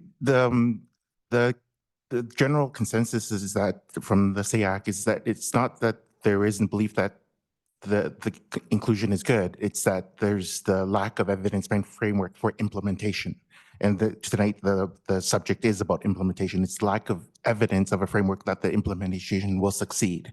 And so that is the question, whether we'll have a evidence sufficient, even at a high level, evidence-based framework that this will succeed, because there's a lot of concerns. And I could list, I actually will have I have proposed myself as an individual member at the next special board meeting to present in more detail what my concerns are as an individual, what that could look like, this kind of a framework. But then this is our biggest concern. I have 6 other points, but this is really the biggest concern the SAAC has, the evidence-based framework that's been repeated over and over again. Sure. Through you, Madam Chair, again, as staff, we look to the research of our environmental scans in jurisdictions, again, where, in a lot of districts in the province of Ontario, the word SPC doesn't exist. There's just not the infrastructure that we're talking about here, where students are learning in an inclusive setting and whose needs are being met. I want to be respectful, cautious, and careful that we understand, and what we're proposing is a continuum of inclusion where we know we've got SPCs for all the right reasons, including 2 very specialized sites by all means, that we've got a blend of both targeted withdrawal support and in-class support. And then we've got students with various needs, exceptionalities being met in the mainstream classroom with a much more fluid environment, an inclusive setting where their supports are being, or their needs are being met. I think that's the spirit of the work ahead for us. I'm not trying to crystal ball that all of our work will be perfect. There's really important work ahead of us, and we'll continue to work on meeting the needs of our learners.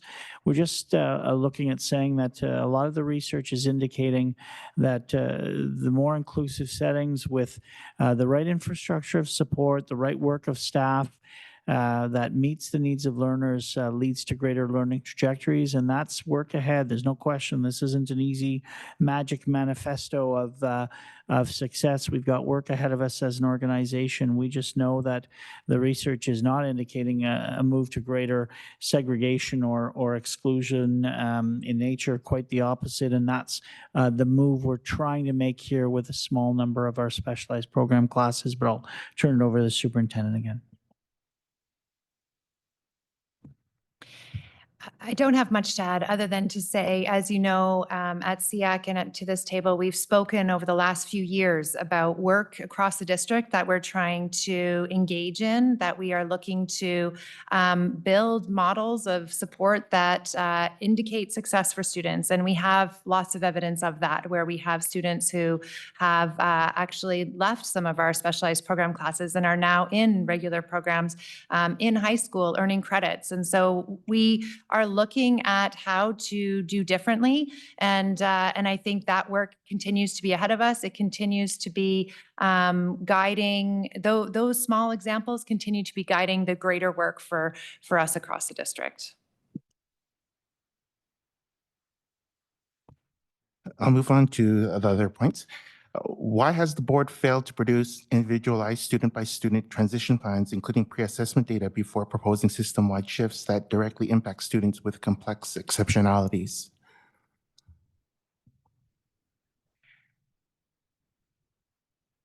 I think that these are individualized plans, and there's no way that we could bring those individualized plans to the board for discussion. So what I would say to that is that we look centrally to support school-based teams and having those individual conversations with families, with staff, and sometimes they're really complex and really difficult conversations, but that's where we layer in our multidisciplinary team. We look to our system principals to support the school principals. We look to our central educational assistant team to get in working alongside our educational assistants. We look to our itinerant teachers to walk alongside teachers in classrooms to help build program and support. We look to our social workers to connect families to community resources. We look to our psychologists to help us better understand the profile of the learner. All of these pieces are layers that help us to really build those individualized plans. So with all due respect, I could not bring those to the table, but those are some concrete examples of how we layer support around individualized students. By that, I mean disaggregated, just as a preliminary assessment for the FAAC. I'm sorry, I'm not sure I understand what you mean, Anthony. Anthony, I think that they have answered that question, that they're not, because their individualized plans are not going to be able to bring that forward. And we are running against a clock for a 10:30 vote. So if you want to ask another question, we can connect with you offline for the question that you just asked, okay?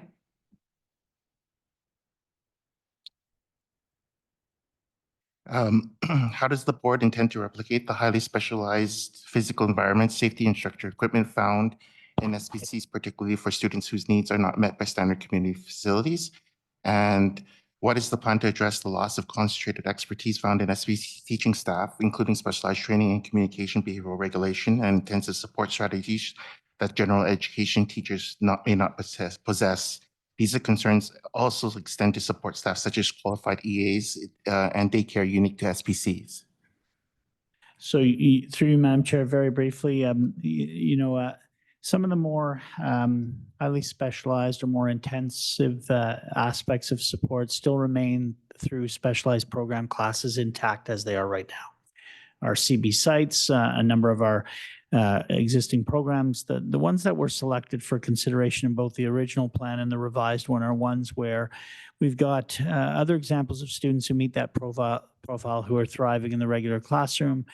They may not have the extent of the kind of needs that you're speaking to. And so a lot of the specialized program classes remain intact. We're confident with the revised plan that we've not only listened to the feedback, we've been able to address some of the concerns of needs in integrated settings. And again, I'll reiterate, in a number of districts, it's not a discussion. They don't have specialized program classes. They meet the needs of their learners in the regular classroom. Not to say that that's perfect in other districts either, but it's a different discussion altogether. And we're clearly, as Superintendent Stout mentioned, we're clearly out of the norm as a district and haven't been able to build those skills in the regular classroom because we seem to sift and sort students into a wider variety of specialized classes that's beyond just about what any other district does. So I think some of it comes hand in hand with a greater diversity in the classroom. It continues to grow the skills of all of our talented and committed educators. That's hard work. For all of us, but that's part of what we're looking to do here. That's the spirit of the move to greater inclusivity that we're talking about.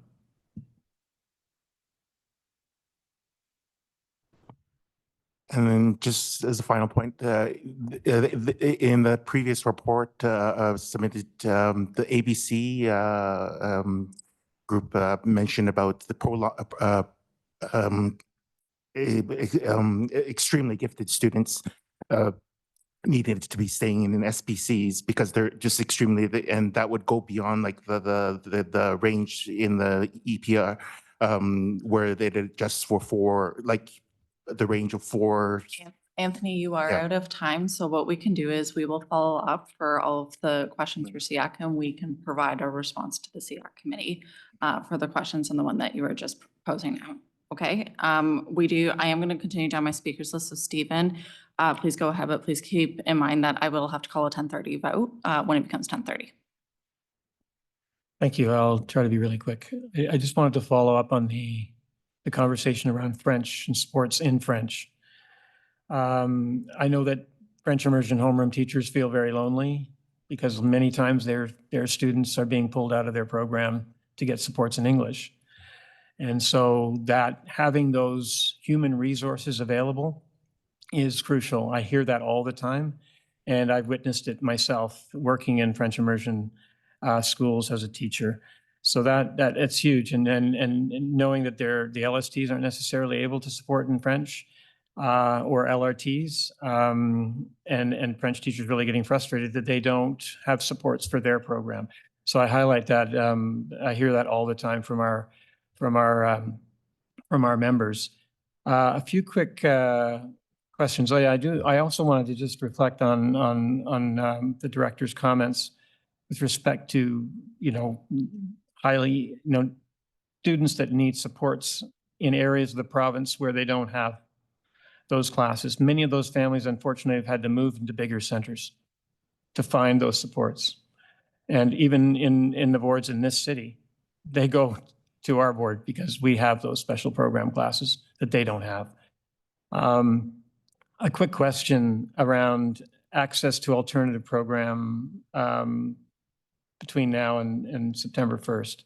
Is it only kindergarten that they can begin, or can they begin in grade 1 starting in September of 2026? Or could they start, could a grade 2 student start in the alternative program and go through to grade 8 starting in September 2026? So through you, Madam Chair, just on page 6 of the report, folio 46, with respect to the transition provisions for the phasing out of alternative. The last cohort of students entering alt will be junior kindergarten who enroll in September 2025. The last opportunity for intake of students currently in senior kindergarten or grades 1 to 6 to an alternative program will also be September 2025. So there is the ability to enter the program, but that will be discontinued post the fall of 2025. Okay, and that's at kindergarten, not in like grade 2. Kindergarten or in grades 1 to 6. Oh, okay. Thank you. So I just, this is something I've said often around this table, that we don't support, we don't say yes or no to this proposal, because the fundamental piece for us is that funding piece. And so in order to tackle the challenges that we face in public education, and to meet the needs of our neediest students, for us for students to access all the programs and all the health and safety supports, and operationalizing smaller class sizes, which are important as well. And I really feel, and members feel, that, we've been doing a lot of conversations for the last 30 years around this, but at the end of the day, we need action. And we've been doing having these conversations for the last 30 years. And so educators and parents and students are exhausted and frustrated. And some of our members are contemplating early retirements because of that exhaustion. And so, being on the front lines, we're not just talking about public education, but a lot of public services, frontline services.